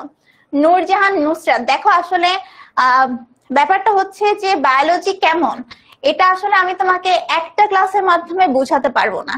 বা ধরো তোমার কাছে মনে হতে পারে যে আপু কি পড়ালো, মাথাটা ঘুরাই গেল। এখন আমি তোমাকে একটা কথা বলি, আজকে যে তোমরা ক্লাস করতে আসছো, আজকে কিন্তু অনেকদিন পরে আমার মনে হয় তোমরা আসলে একটা সিরিয়াসলি একটা ক্লাস করতে আসছো, তাই না? একটা সিরিয়াসলি ক্লাস করতে আসছো। তাহলে দেখো অনেকদিন আমরা যখন পড়াশোনা থেকে বাইরে থাকি, তখন জিনিসটা কি আমাদের ব্রেইনটা একটু ফাংশন করা কমায় দেয় না? মানে মেশিন যেমন অনেকদিন কাজ না করলে একটু অকেজ হয়ে যায়, অনেকদিন যখন আমরা আসলে পড়াশোনা থেকে দূরে থাকি তখন কিন্তু আমাদের একটুখানি মাথাটাও আলোচনা হয়ে যায়, তাই না? ঠিক আছে, তো এই আলোচনা মাথা নিয়ে আমরা আসলে এই প্রথম ক্লাসটা করতে আসছি, তো একটুখানি আলোচনা লাগতেই পারে। এখন আমাদের কাহিনীটা হচ্ছে জাস্ট পড়ার মধ্যে একটু ঢোকার চেষ্টা করা, ঠিক আছে? আমাদের কাজ হচ্ছে পড়ার মধ্যে একটু ঢোকার চেষ্টা করা। তুমি যদি একটুখানি মানে কনসেন্ট্রেট করাটা চেষ্টা করো, আজকে যদি একটু কনসেন্ট্রেট করতে পারো, পরের দিন এসে দেখবে তুমি আসলে পুরোপুরি বুঝতে পারতেছো, ঠিক আছে? পুরোপুরি বুঝতে পারতেছো। এখন দেখো আমি দেখলাম যে অনেকে বলছো যে আপু ক্লিয়ার, অনেকে বলছো অনেক ভালো করে বুঝতে পারছি, আবার অনেকে বলছো যে না ক্লিয়ার না, অনেকে বলছো হচ্ছে 80% ক্লিয়ার, নানান কথা। তো যাদের যেটা ক্লিয়ার বা ক্লিয়ার না, প্রথমত আমি বলবো আরেকবার রিক্যাপ করব যে প্রথমত তোমাকে বুঝতে হবে পুরা সংবহনটা, পুরা সংবহনটা। তারপরে তোমার বুঝতে হবে সিস্টেমিক কতটুকু, পালমোনারি কতটুকু, ঠিক আছে? সিস্টেমিক কতটুকু, পালমোনারি কতটুকু। আর তোমাদের অনেক প্রশ্ন আছে, আজকের ক্লাসটা কিন্তু আমাদের মানে খুব পড়ে ফেলতে হবে এমন কোনো ক্লাস না, এটা জাস্ট তোমাদের পড়ার ভিতরে একটু নিয়ে আসা। আজকে কি জানো, আজকে হচ্ছে তোমাদের যারা সিনিয়র ভাইয়া আপু আছেন এইচএসসি 25, তাদের কিন্তু এইচএসসি পরীক্ষা শেষ হয়েছে, রিটেন গুলো, প্র্যাকটিক্যাল পরীক্ষা বাকি আছে। এটা হচ্ছে এইচএসসি 25 এর বর্তমান অবস্থা। এবং আমাদের এইচএসসি 26 ওদের বর্তমান অবস্থা কি জানো? ওদের হচ্ছে এখন পড়ার জন্য মাথাটা গরম হয়ে যাচ্ছে। ওরা কয়দিন পরে ওদের প্রি টেস্ট পরীক্ষা, তারপর টেস্ট পরীক্ষা, মানে সামনে ওদের সামনে খালি ধুধু অন্ধকার, ঠিক আছে? এমন একটা অবস্থা। তো তোমরা এখন চিল অবস্থায় আছো মোটামুটি, বাট চিন্তা করো যে তোমার 26 বছর এখন কি অবস্থা, একটা বছর পরে তোমার সেই অবস্থাটা কিন্তু তোমাকে ফেস করতে হবে, তাই না? এইটা। এবং অনেকে অনেক প্রশ্ন করছো যে আপু আরেকবার বুঝাই দেন, অনেকে বলতেছে বায়োলজি কঠিন লাগে, অনেকে বলতেছে মনে থাকে না। আমি সব নিয়ে আসলে আসলে মানে তোমাদের সাথে অনেক কথা বলতে চাই, আমার অনেক কিছু বলার আছে তোমাদের সাথে, ঠিক আছে? তো যারা বোঝোনি তাদের জন্য আমি এই ফ্লো চার্টটা একবার বলবো, প্রথমে ফ্লো চার্টটা বুঝবা। তারপরে বলবো যে সিস্টেমিক কি জিনিস এবং পালমোনারি কি জিনিস। ঠিক আছে, দেখো প্রথমে তুমি তো জানো যে তোমার পুরা বডিতে অক্সিজেন, পুরা বডিতে রক্ত আছে, পুরা বডিতে তোমার রক্ত আছে, এবং পুরা বডিতে তুমি যেহেতু নড়তেছো, চড়তেছো, বসে আছো, কাজ করতেছো, নানান কাজ করতেছো, শক্তি লাগে। তাহলে এই পুরা বডিতে যে অক্সিজেন যুক্ত রক্ত ছিল, সেই অক্সিজেনটাকে কাজে লাগানো হচ্ছে। কে কাজে লাগাচ্ছে? ওই যে আমরা শ্বসনের একটা সমীকরণ পড়ছি না, শর্করা অক্সিজেন মিলে জারিত হয়, তারপর কার্বন ডাই অক্সাইড তৈরি করে, এরকম ভাবে শক্তি উৎপন্ন করতেছে। তাহলে আমার বডির রক্তটা কি হয়ে গেল? কার্বন ডাই অক্সাইড যুক্ত রক্ত হয়ে গেল না? বুঝছো? তাহলে এই যে কার্বন ডাই অক্সাইড যুক্ত রক্ত সারা বডিতে আছে, এই সারা বডি থেকে কার্বন ডাই অক্সাইড যুক্ত রক্তটা আমার হৃৎপিণ্ডে আসতে হবে। হৃৎপিণ্ডে কিভাবে আসবে? এই জন্য দুইটা বড় বড় টিউব লাগবে, একটার নাম ঊর্ধ্ব মহাশিরা, একটার নাম নিম্ন মহাশিরা। কি বললাম সবাই খেয়াল করো, সারা বডি থেকে কার্বন ডাই অক্সাইড যুক্ত রক্ত ঊর্ধ্ব মহাশিরা এবং নিম্ন মহাশিরা দিয়ে আমাদের বডিতে প্রবেশ করবে। প্রবেশ করলো, বডির কোথায় প্রবেশ করবে? হৃৎপিণ্ডে প্রবেশ করবে। হৃৎপিণ্ডের যে ডান অলিন্দটা আছে, সেই ডান অলিন্দে কার্বন ডাই অক্সাইড যুক্ত রক্তটা প্রবেশ করবে। ঠিক আছে, তারপরে এটা ট্রাইকাসপিড কপাটিকা হয়ে ডান নিলয়ে যাবে। ঠিক আছে, এইটুকু ধারা আমার মনে হয় তোমাদেরকে যদি এই ছবিটা দিয়ে বুঝাই তাহলে আরো সুন্দর বুঝবা। এই দেখো, আমাদের সারা বডি থেকে কার্বন ডাই অক্সাইড যুক্ত রক্ত, কার্বন ডাই অক্সাইড যুক্ত রক্ত। ঠিক আছে, এইটা হচ্ছে আমার সুপেরিয়র ভেনা কেভা, এটা হচ্ছে আমার ইনফেরিয়র ভেনা কেভা, মানে এটা হচ্ছে ঊর্ধ্ব মহাশিরা, এটা হচ্ছে নিম্ন মহাশিরা। তাহলে কার্বন ডাই অক্সাইড যুক্ত রক্ত আমার ঊর্ধ্ব মহাশিরা এবং নিম্ন মহাশিরা দিয়ে আমার ডান অলিন্দে প্রবেশ করলো, ডান অলিন্দে প্রবেশ করলো। এতটুকু বুঝছেন? যারা কিচ্ছু বোঝেননি তারা কি এতটুকু বুঝছেন? সারা বডি থেকে কার্বন ডাই অক্সাইড যুক্ত রক্ত ঊর্ধ্ব মহাশিরা এবং নিম্ন মহাশিরা দিয়ে ডান অলিন্দে প্রবেশ করলো। ঠিক আছে, ডান অলিন্দের পরে ও কোথায় যাবে? দেখো এইখানে চলে যাবে না? এই জায়গাটা কোথায়? ডান অলিন্দ থেকে ওরা যাবে হচ্ছে ডান নিলয়ে। কোথায় যাবে? ডান নিলয়ে। ঠিক আছে, কে যাবে? সেই কার্বন ডাই অক্সাইড যুক্ত রক্ত যাবে। ঠিক আছে, এখন দেখো এই বরাবর একটা দরজা আছে, এই দরজাটার নাম কি? এই দরজাটার নাম হচ্ছে ট্রাইকাসপিড কপাটিকা। ট্রাইকাসপিড কপাটিকা। এতটুকু বুঝছেন? ওকে, আরেকবার, সারা বডি থেকে কার্বন ডাই অক্সাইড যুক্ত রক্ত ঊর্ধ্ব মহাশিরা এবং নিম্ন মহাশিরা দিয়ে ডান অলিন্দে প্রবেশ করে। তারপর এই কার্বন ডাই অক্সাইড যুক্ত রক্ত আমার ডান অলিন্দ থেকে ট্রাইকাসপিড কপাটিকা ভেদ করে ডান নিলয়ে প্রবেশ করে। ক্লিয়ার? এবার ডান নিলয় থেকে আমার এই কার্বন ডাই অক্সাইড যুক্ত রক্ত কোথায় যায়? যায় হচ্ছে ফুসফুসে। কোথায় যায়? ফুসফুসে যায়। কোথায় যায়? ফুসফুসে যায়। কি দিয়ে যায়? যেটা দিয়ে যায় তার নাম কি? তার নাম হচ্ছে পালমোনারি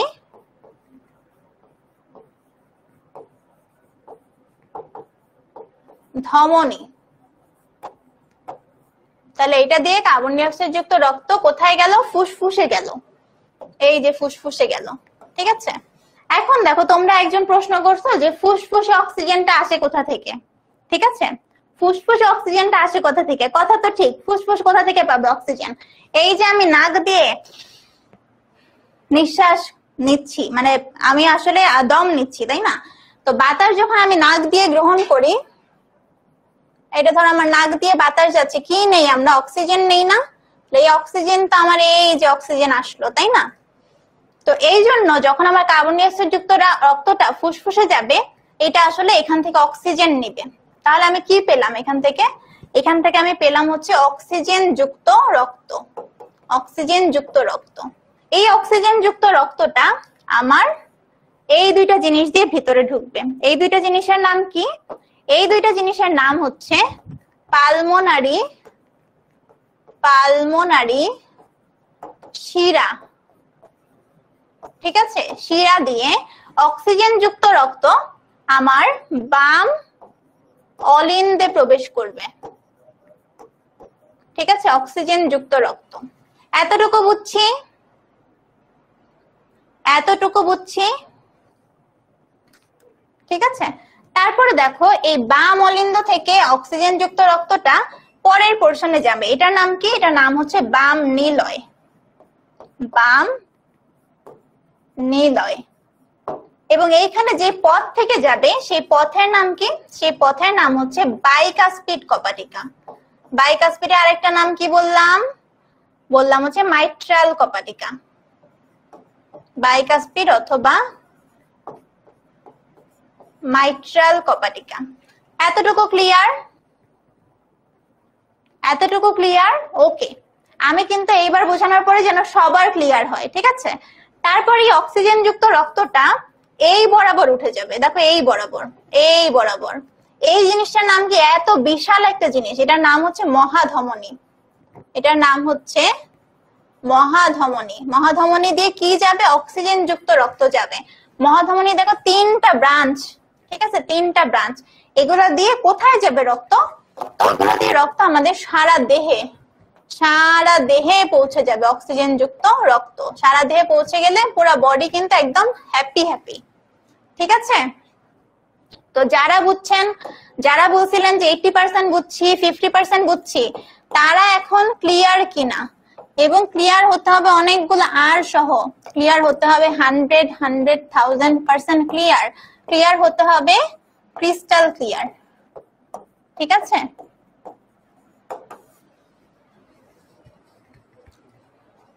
ওকে। আমি তো তাদের দেখতে চাই যারা বুঝছিলেন না আগের বার। ঠিক আছে,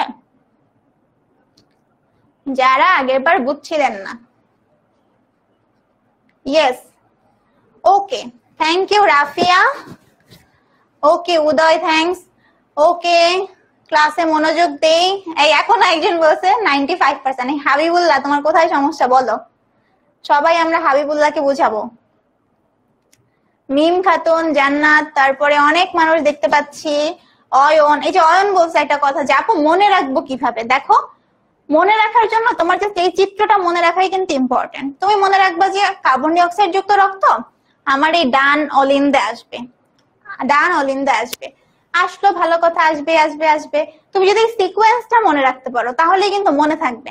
এখন দেখো, আমাদের বায়োলজি মনে রাখার জন্য কিছু কিছু জিনিস আমাদেরকে একটু খেয়াল করতে হবে। সেই কিছু কিছু জিনিস কি জানো? প্রথম কথা, প্রথম কথা বায়োলজি মনে রাখার জন্য প্রথম কথা,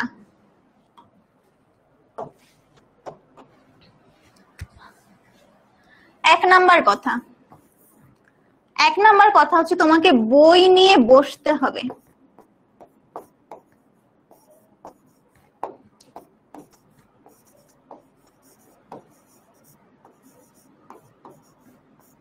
বসতে হবে।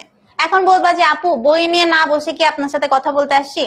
এখন দেখো কাহিনীটা আসলে কি, আমাদের অনেক রকম সমস্যা আছে। অ্যাজ এ স্টুডেন্ট আমার নিজেরও তো পড়াশোনা আছে, তো আমি এই জিনিসগুলো কিন্তু তোমাদের সাথে রিলেট করতে পারি। ঠিক আছে, সো দেখো কাহিনীটা কি।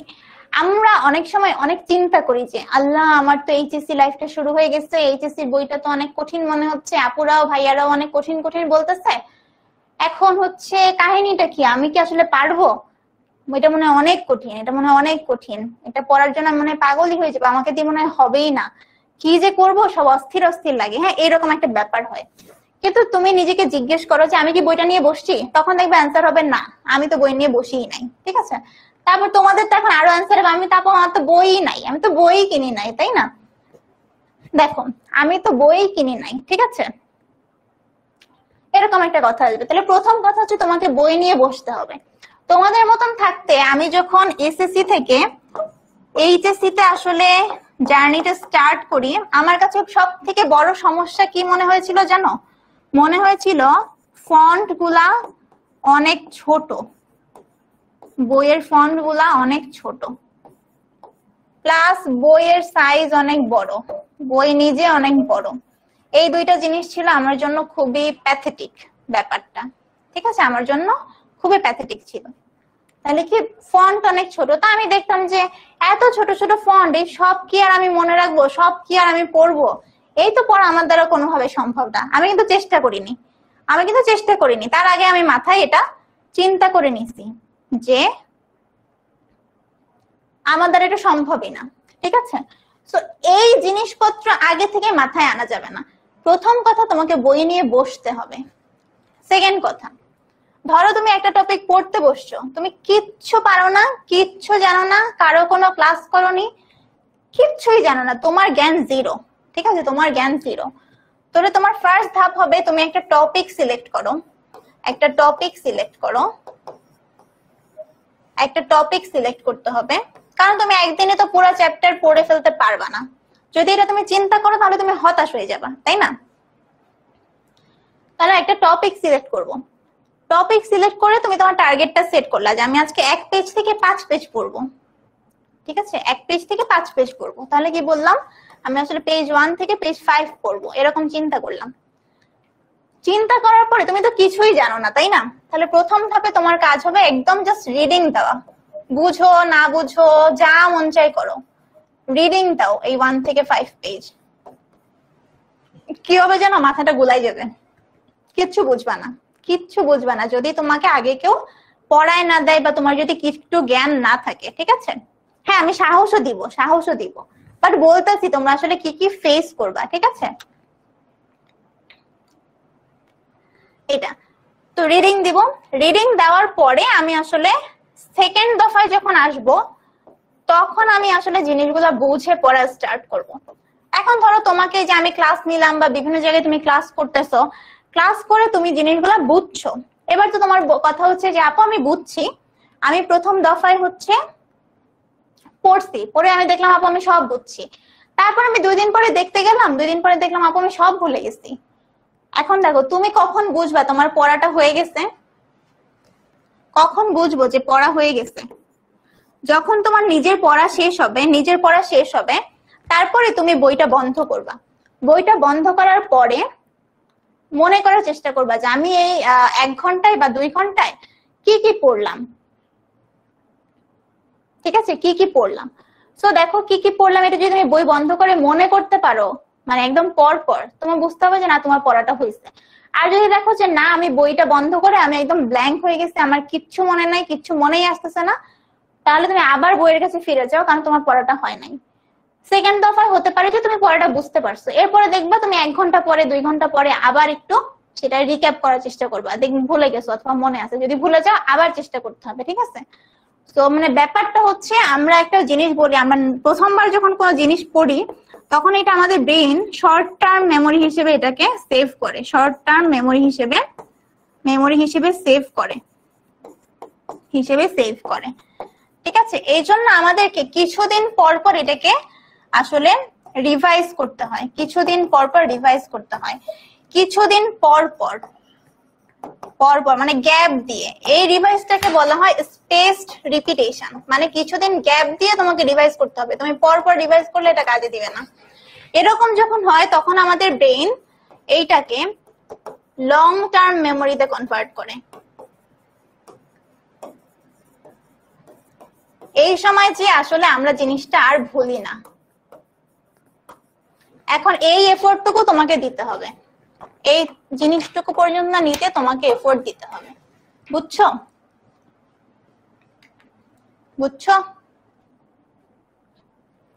ওকে, দেখো এখানে কিন্তু আমাদের অনেক রকম স্টুডেন্ট আছে, কেউ আছে হচ্ছে অ্যাডভাইস শুনতে পছন্দ করে না, কেউ আবার বেশি পড়ালে পছন্দ করে না। আমি যাব কোথায় বলো তো?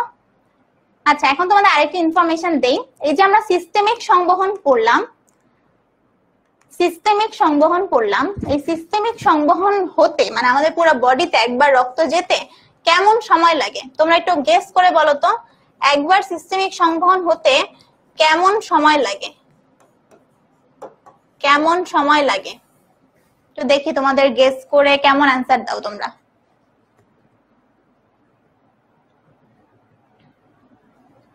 এই যে আবিদ পাগল হয়ে যাচ্ছে, পড়াতে ব্যাক করছি। আবিদ বলো তো, সিস্টেমিক সংবহন একবার সম্পন্ন হতে আমাদের কি রকম সময় লাগে?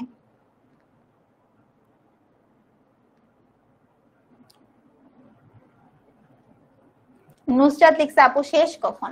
দেখে আমি একটা প্রশ্ন জিজ্ঞাসা করছি, তোমরা হয়তো অ্যান্সার জানো না, বাট গেস করো তো এই যে পুরো একবার সিস্টেমিক সংবহনটা সম্পূর্ণ হতে আমাদের কেমন সময় লাগে?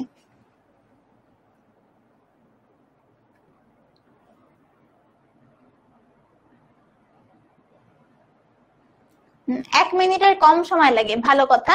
একটু সেকেন্ডে বলো তো, সেকেন্ডে কেমন সময় লাগে?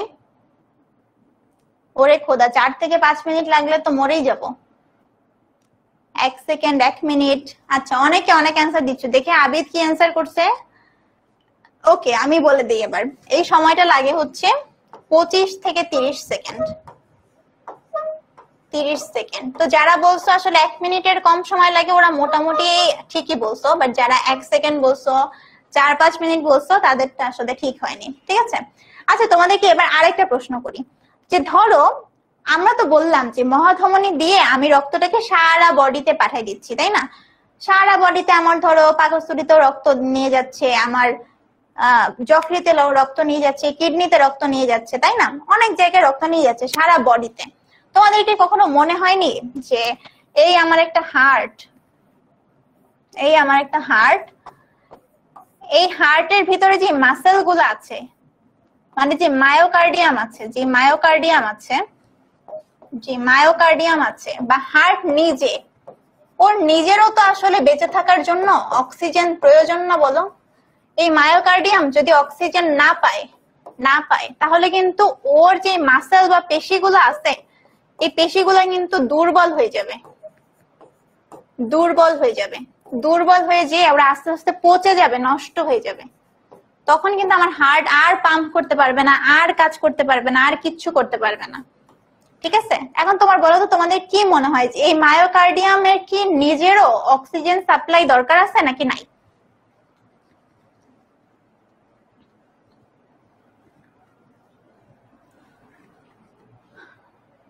বলো, তোমাদের কি মনে হয় এই মায়োকার্ডিয়ামের কি অক্সিজেন সাপ্লাই দরকার আছে নাকি নেই? যেহেতু হৃৎপিণ্ড নিজে একটা অঙ্গ, তাহলে তো অবশ্যই ওর নিজেরও আসলে ব্লাড সাপ্লাই দরকার আছে, ওর নিজেরও বেঁচে থাকার জন্য অক্সিজেন দরকার আছে। ঠিক আছে, অক্সিজেন দরকার আছে। তাহলে এতক্ষণ তো তোমাদের অনেক কিছু পড়ালাম, তাহলে তোমরা কি বলতে পারবা যে হৃৎপিণ্ড নিজে কোথা থেকে রক্ত পায়, কোন ধমনী থেকে রক্ত পায়?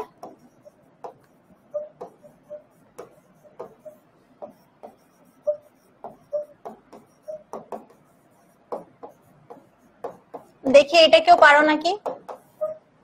হৃৎপিণ্ড তো নিজেও একটা অঙ্গ, তাহলে ওরও তো বেঁচে থাকার অধিকার আছে, ওরও তো বেঁচে থাকতে হবে। তাহলে ও এই বেঁচে থাকার জন্য কোন ধমনী থেকে ও নিজে আসলে রক্ত পাবে? মানে তোমাদের জন্য, আমাদের জন্য পুরো জীবনটা বিলাই দিবে, বাট নিজেরও তো বেঁচে থাকতে হবে, তাই না? মাহিয়া লিখছো আপু গত বছরের বইগুলা কি পড়তে পারবো? তুমি হচ্ছে আপাতত তোমার কাছে গত বছরের বই থাকলে এটা দেখেও পড়তে পারবা, কোনো অসুবিধা নাই। বাট আমরা চেষ্টা করব লেটেস্ট এডিশন বের হলে বা তোমাদের বাজারে অ্যাভেলেবেল হলে তোমরা এটা হচ্ছে কিনে ফেলবা। ঠিক আছে। আচ্ছা, একজন লিখেছে আপু বোর্ডটা যদি হোয়াইট হতো আর লেখাগুলা যদি কালো হতো তাহলে আসলে ওর বেশি সুবিধা হতো। এখন দেখো এই কালো বোর্ড আর সাদা বোর্ড এগুলো আসলে একটু ইউজ টু হওয়ার ব্যাপার। তোমরা যখন মানে এখন তো নতুন করছো এখানে ক্লাস, তোমরা যখন কয়েকদিন করবা তখন আসলে বুঝতে পারবা যে কালো বোর্ডটা কেন আমরা ইউজ করছি। কারণ এটা যখন তুমি অনেক লং টাইম কোনো ক্লাস দেখো, এটা তোমার চোখের উপর কোনো প্রেসার ফেলবে না। এবং দেখবা ভালো ভালো সব কলেজ গুলাতে সবসময় কিন্তু ব্ল্যাক বোর্ডে ক্লাস নেওয়া হয়। ঠিক আছে, এটাই হোয়াইট বোর্ডে ক্লাস নিলে এটা চোখে অনেক বেশি স্ট্রেইন তৈরি করে। হ্যাঁ, এখন দেখো সবাই বলছে, আমি কিন্তু বলছি কোন ধমনী থেকে রক্ত পাবে, আরো যদি ভালোভাবে বলি অক্সিজেন যুক্ত রক্ত পাবে। মহাধমনী, মহাধমনী। একজন পাওয়া গেছে, একজন পাওয়া গেছে অ্যান্সার।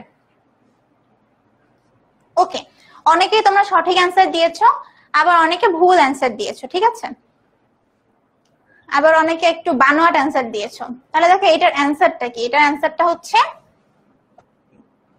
করোনারি ধমনী,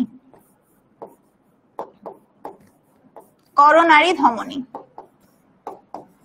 ঠিক আছে, এখন বলবা যে করোনারি ধমনীটা আপু আবার এটা কোথা থেকে চলে আসলো? আমরা পড়ছি না যে মহাধমনী সারা বডিতে অক্সিজেন যুক্ত রক্তটা পরিবহন করে। তো এই মহাধমনীরই একটা ব্রাঞ্চ, এই মহাধমনী থেকে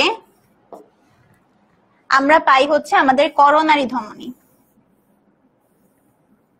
এই করোনারি ধমনী কি করে জানো? করোনারি ধমনী হচ্ছে আমাদের হৃৎপিণ্ডকেই অক্সিজেন যুক্ত রক্ত সরবরাহ করে। তো যদি অক্সিজেন ব্যবহার করে ফেলে ওইখানেও আবার কি কার্বন ডাই অক্সাইড যুক্ত রক্তে কনভার্ট হয়ে যাবে না এই অক্সিজেনটা? যখন এটা কার্বন ডাই অক্সাইড যুক্ত রক্তে কনভার্ট হয়ে যায় তখন এটা আবার আমাদের হৃৎপিণ্ডে ফেরতও তো দিতে হবে। তখন ও কি দিয়ে আসবে বলতো? ও যেটা দিয়ে আসে হৃৎপিণ্ডে সেটার নাম হচ্ছে করোনারি সাইনাস। করোনারি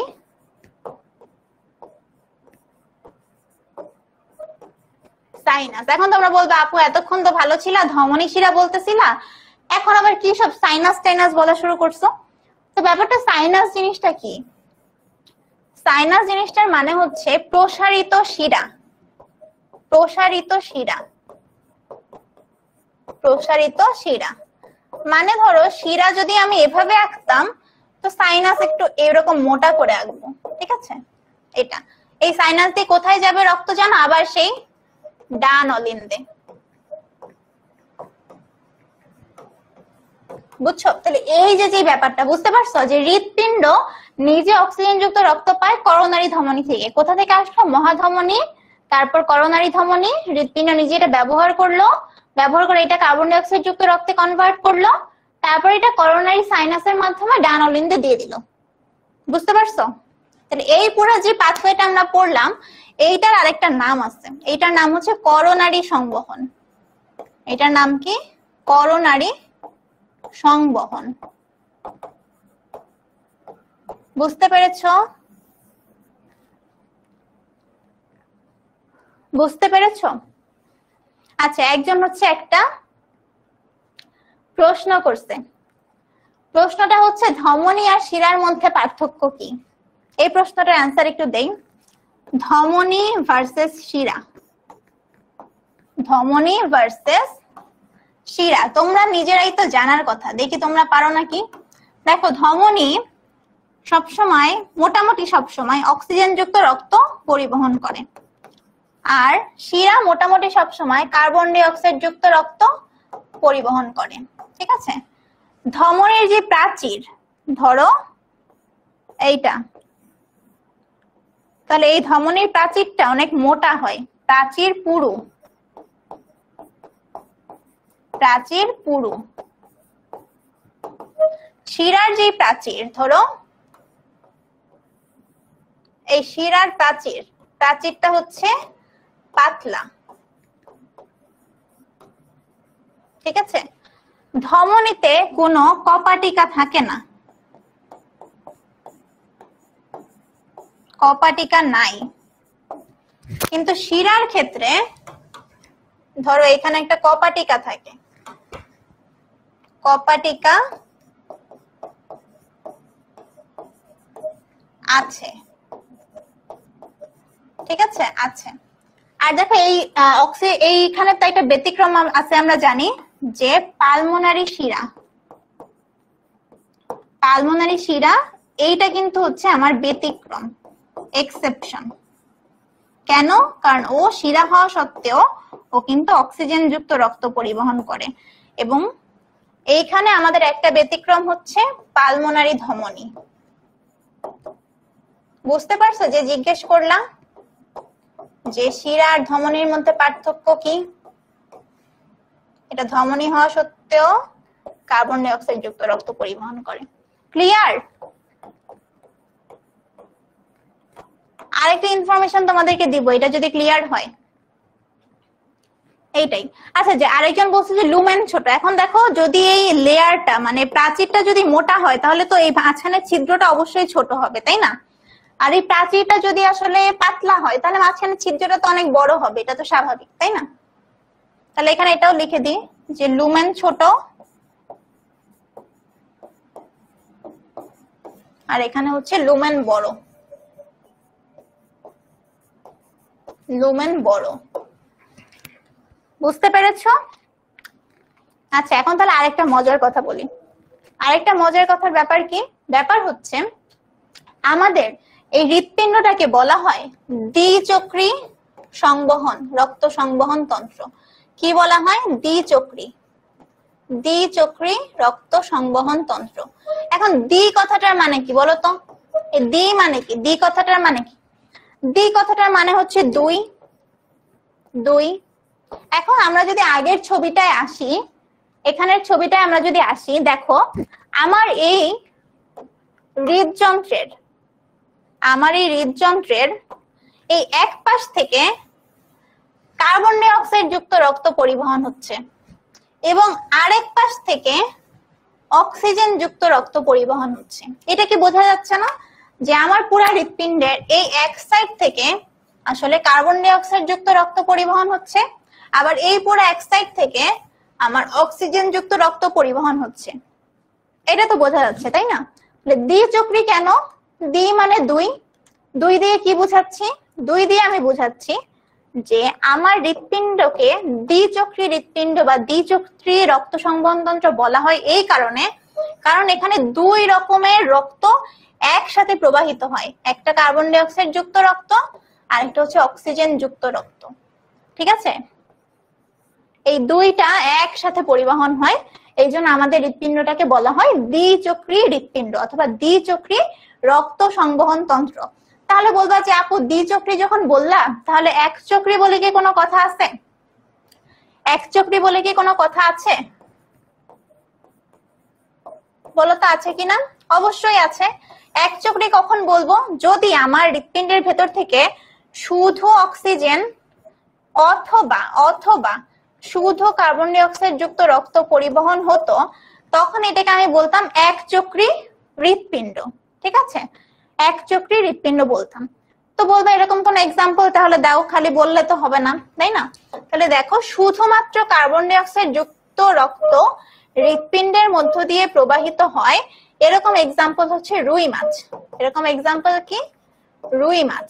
তাহলে রুই মাছের হৃৎপিণ্ডকে কি আমরা এক চক্রী বলবো নাকি দ্বিচক্রী বলবো? অবশ্যই আমরা এক চক্রী বলবো, কারণ রুই মাছের হৃৎপিণ্ডের ভেতর দিয়ে শুধুমাত্র কার্বন ডাই অক্সাইড যুক্ত রক্তটা পরিবাহিত হতে পারে। ঠিক আছে? এবং এই যেহেতু শুধু কার্বন ডাই অক্সাইড যুক্ত রক্ত পরিবহন হয়, এই জন্য এই হৃৎপিণ্ডটাকে বলা হয় venous heart. Venous heart, venous heart. Venous heart মানে কি? কার্বন ডাই অক্সাইড যুক্ত রক্ত কোথা থেকে পরিবহন হয়? শিরা দিয়ে, তাই না? শিরা দিয়ে। শিরার ইংলিশ কি? ভেইন। ভেইন দিয়ে আসছে ভেনাস, আর হৃৎপিণ্ড মানে তো হার্ট, এই জন্য রুই মাছের হৃৎপিণ্ডকে বলা হয় শিরা হৃৎপিণ্ড বা ভেনাস হার্ট। বুঝছো এই ব্যাপারটা? বুঝছো? ক্লিয়ার?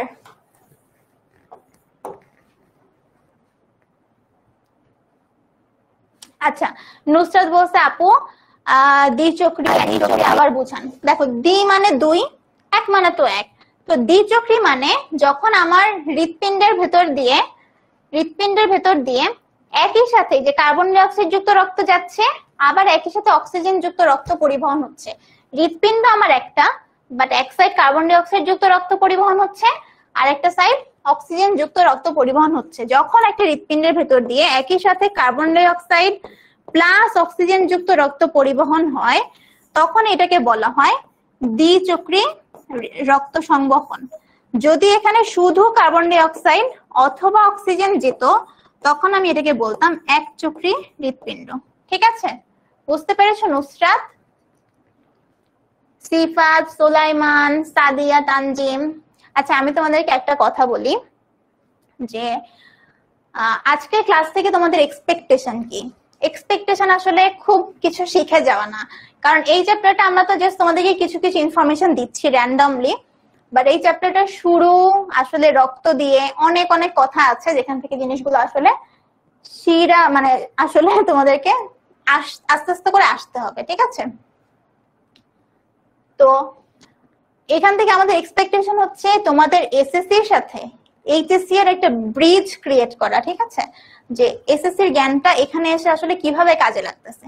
যেমন ধরো তোমরা কিন্তু পুরো রক্ত সংবহনটা আগেই জানতা, হৃৎপিণ্ডে যে কয়টা লেয়ার আছে, হৃৎপিণ্ড যে দেখতে কেমন, কয়টা অলিন্দ নিলয় আছে, এটা কিন্তু তোমরা আগেই জানতা। তাহলে এখন এসে তুমি এক্সট্রা কি শিখলা, যে পালমোনারি সংবহন কি, সিস্টেমিক সংবহন কি, করোনারি সংবহন কি। হ্যাঁ, এটা তো জাস্ট আমি একটা ব্রিজিং ব্যাপারটা তোমাদেরকে বোঝানোর চেষ্টা করলাম, ঠিক আছে? এর পরেও কিন্তু অনেক জিনিস আছে, যেমন ধরো এরপরে আমরা পড়বো অনেক টপিকের নাম, যেমন কার্ডিয়াক সাইকেল কি, কার্ডিয়াক সাইকেলের পুরো ব্যাপারটা পড়বো। তারপর কিছু কঠিন কঠিন টার্ম আছে, বললে এখন তোমরা একটু ভয় পেতে পারো, এই জন্য বলতেছি না।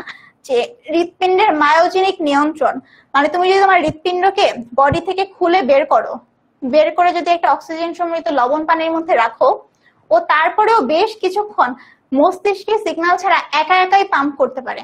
তুমি চিন্তা করো, তোমার কি মনে হয় না তোমার পুরা বডি চলার জন্য, যে কোনো কাজ করার জন্য ব্রেইন থেকে সিগন্যাল দরকার হয়? মনে হয় না? আমরা বলি না ব্রেইন যদি অফ হয়ে যায় তাহলে তো পুরা বডি অফ, এরকম মনে হয় না? কিন্তু হৃৎপিণ্ডকে তুমি বডির বাইরে থেকে যদি কিছুক্ষণ উপযুক্ত পরিবেশ দিয়ে রাখো, ব্রেইনের সিগন্যাল ছাড়াও দেখবো ও পাম্প করতেছে। কি একটা বিস্ময়কর ব্যাপার, আমি জানি না তোমার কাছে আসলে বিস্ময়কর মনে হচ্ছে কিনা, ঠিক আছে? পাম্প করতেছে ব্রেইনের সিগন্যাল ছাড়া, তার মানে কি ওর কিন্তু নিজের সিগন্যাল নিজে তৈরি করার মতো ক্ষমতা আছে, ঠিক আছে? তোমরা জানো কিনা একটু বলো, যে এসএ নোড কে বলা হয় হৃৎপিণ্ডের পেস মেকার, ঠিক আছে? ঠিক আছে, তো এই জিনিসগুলো আসলে তোমাদেরকে আইডিয়া দেওয়ার জন্যই আমাদের আজকের ক্লাস, ঠিক আছে? আর একটা ব্যাপার হচ্ছে, তোমাদের সবার সাথে যেহেতু আমাদের ওইভাবে পরিচয়টা এসএসসি এর সময় কিছুটা হয়েছে, বাট অ্যাজ এইচএসসি এর লাইফের যে যাত্রাটা, এখানে আসলে তেমন কথা বলার সুযোগ হয়নি। আমাকে তোমাদের চিনতে হবে, তোমাদেরকে আমার চিনতে হবে, একটা আমাদের মধ্যে একটা কি বলে, একটা মানে বোঝার সম্পর্ক, একটা আন্ডারস্ট্যান্ডিং ক্রিয়েট হওয়ারও দরকার আছে, তাই না? এই সবকিছু নিয়ে আসলে আমাদের ক্লাসটা আমরা একটু তোমাদের সাথে ইন্টারঅ্যাক্ট করার চেষ্টা করেছি। আর অনেকে জিজ্ঞেস করছো যে আপু লুমেন মানে কি? তো কথা তো ঠিকই, আপু তুমি বলে দিলা লুমেন, আর বলতেছো না লুমেন কি। তো লুমেন মানে হচ্ছে ছিদ্রপথ। ধরো একটা টিউব, টিউবের মাঝখানে এরকম ছিদ্র থাকে না, এই ছিদ্রটাকে বলা হয় লুমেন। তো আমরা যখন একটা ধমনীর কথা চিন্তা করব, ধমনীতে একটা টিউবের মতো, বা একটা শিরার কথা চিন্তা করবো, একটা টিউবের মতো, টিউবের যে ছিদ্রপথটা, এটাকে বলা হয় লুমেন। বুঝতে পেরেছো? ওকে, পিডিএফ এর আগের স্লাইডটা দেখতে চাচ্ছ কোনটা? এটা? আচ্ছা, পিডিএফ আমরা হচ্ছে তোমরা অ্যাপেই পেয়ে যাবা।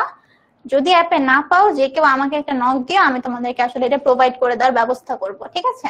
বায়োলজি বলছো যে বায়োলজিকে নোট করে পড়বো নাকি বই দাগায় পড়বো? প্রথম কথা হচ্ছে, যখন আমরা একটা জিনিস লিখাই তখন তুমি চেষ্টা করবে ক্লাসে জিনিসটা নোট করার। লাভ কি? তুমি যখন নিজে লিখতে যাবা তখন কিন্তু তুমি নিজে বুঝতে পারবা যে কোথায় বুঝতেছো না, কোথায় ভুল হচ্ছে, ঠিক আছে? প্লাস নিজের একবার লেখা প্র্যাকটিসও হলো। আর বই দাগানোর যে ব্যাপারটা, আমাদের কিন্তু অ্যাপে তোমরা সরাসরি দাগানো বই আমরা প্রোভাইড করে দিব। ওইটার জন্য তোমাদের মানে ক্লাসে বই নিয়ে বসে বসে এগুলা করতে হবে না, আলাদা দাগানো বই তোমাদেরকে প্রোভাইড করা হবে। ওইটা দেখে তুমি পরবর্তীতে তোমার সময় মতো দাগায় নিতে পারবা। বাট ক্লাসে আমরা সবাই চাবো তোমরা ক্লাসে পার্টিসিপেট করো, আজকে যেভাবে করলা, যে আমি যেটা বলবো, বা যে কোনো টিচার যখন ক্লাস নিবে, টিচার যেটা বলবে তোমরা চেষ্টা করবা যে ওই জিনিসটাকে তুমি যা বুঝছো সেটা আসলে কমেন্টে লেখার। নিজেদের মধ্যে মানে আবোল তাবোল কথা বলে কিন্তু খুব বেশি লাভ হয় না, তাই না? এইটাই, ঠিক আছে? তারপরে হচ্ছে সাথে তোমাদের সামনে যখন তোমাদের সাথে আরো অনেক ক্লাস হবে, আসলে আমাদের এখানে কিছু কুইজও ছিল, কিন্তু আজকে পুরা এখানে তো আসলে সবকিছু তোমাদের পড়াইনি, কিছু কিছু জিনিস পড়ানোর আমি চেষ্টা করেছি। তোমাদেরকে একটু দেখাই যে আমাদের কুইজের ব্যাপারটা কেমন হয়, ঠিক আছে? এই যে প্রথম যে ইয়াটা, এইটা কিন্তু আমি তোমাদেরকে পড়িয়েছি, তাই না? তোমরা হয়তো অ্যান্সার দেখে ফেলেছো, বাট আমি তোমাদেরকে কুইজটা কেমন হয় এইটা একটু দেখানোর চেষ্টা করছি।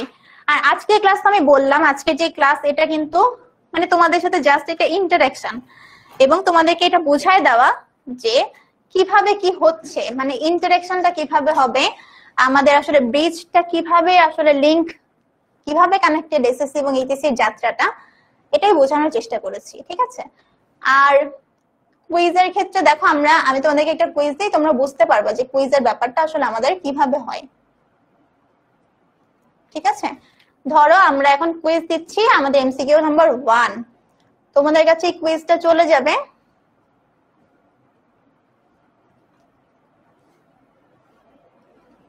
তোমরা হচ্ছে অ্যান্সার করতে পারবা।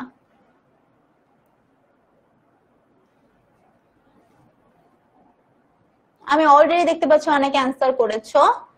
তোমাদের কুইজ গেলে তোমরা যে যত দ্রুত কুইজটাতে আসলে রেসপন্স করবে সময়ের ভিত্তিতে, যে যত আগে করবা, লিডার বোর্ড একটা আমরা পাই এখান থেকে, লিডার বোর্ডে তোমাদের নামগুলো চলে আসবে। ঠিক আছে,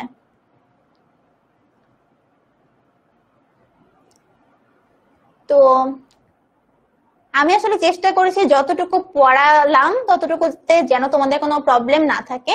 বাট এইটা যেটা বললাম যে এই ক্লাসটা কিন্তু জাস্ট একটা চ্যাপ্টারের মানে একটা শব্দ শিখতে গেলে যেমন তোমাকে অ ক খ শিখতে হবে, চ্যাপ্টার পড়তে গেলে তোমার জাস্ট অ ক খ পড়ার মতো একটা জ্ঞান আমরা দেওয়ার চেষ্টা করেছি।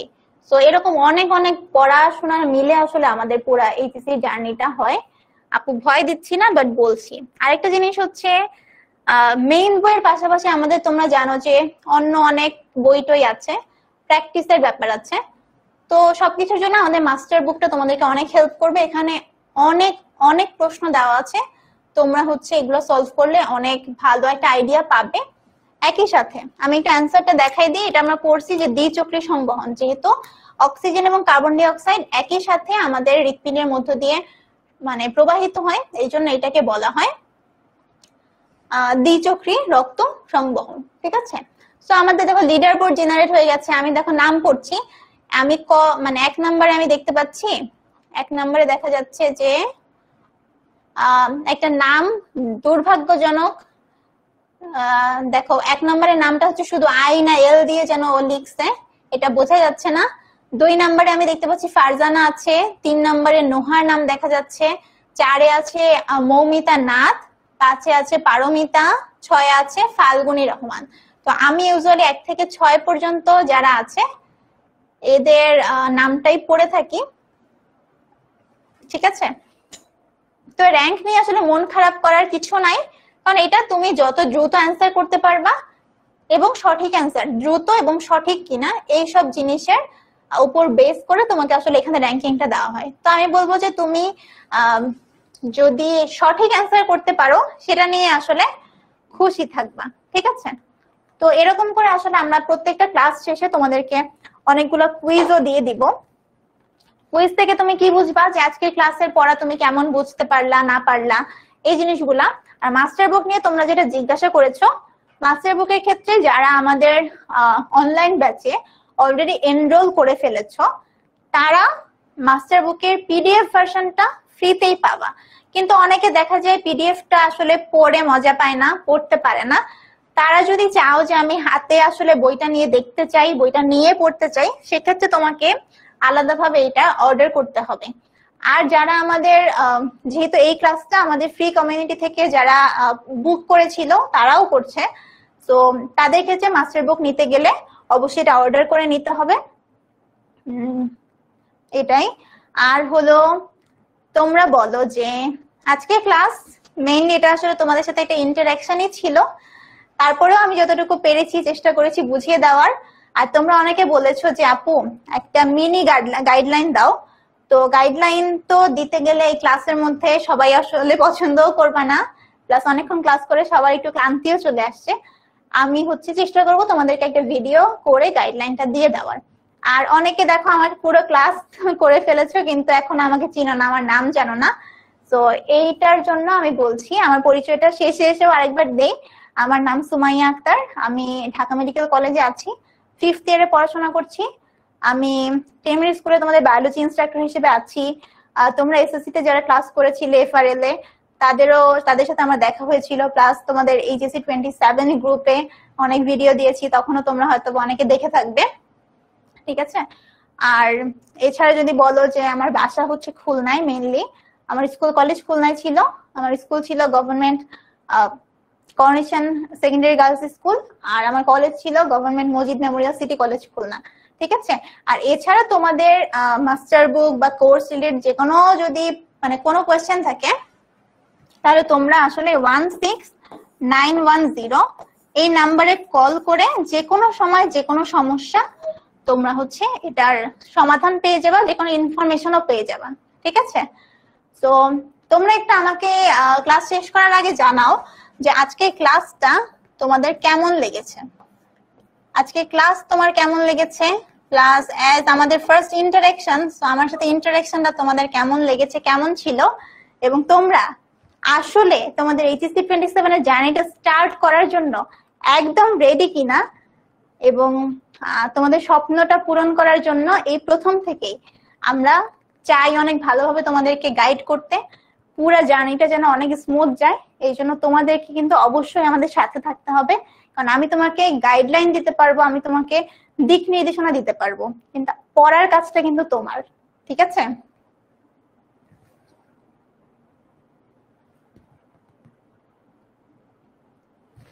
তোমাদের সবার সাথে যেহেতু এটা ফার্স্ট ক্লাস ছিল, আমি খুবই এক্সাইটেড ছিলাম তোমাদের সবার সাথে দেখা করার জন্য। তোমাদের জন্য আসলে মন থেকে অনেক অনেক ভালোবাসা। ঠিক আছে,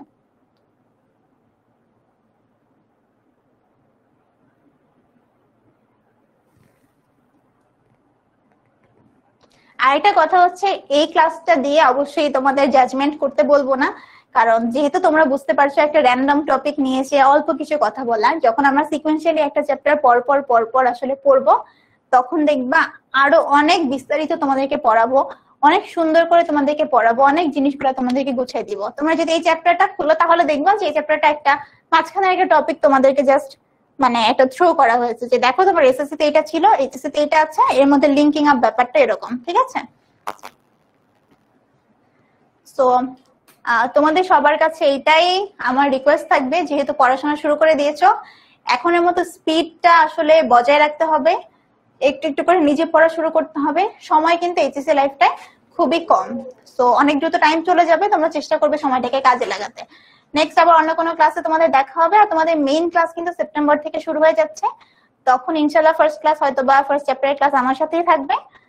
তখন আসলে একটা লং টাইম দেখা হবে এবং খুব আরো বিস্তারিত ভাবে সবকিছু আমরা তোমাদেরকে এক্সপ্লেইন করে পড়াতে পারবো ইনশাল্লাহ। তোমরা ভালো থেকো, আল্লাহ হাফেজ আজকের মতো।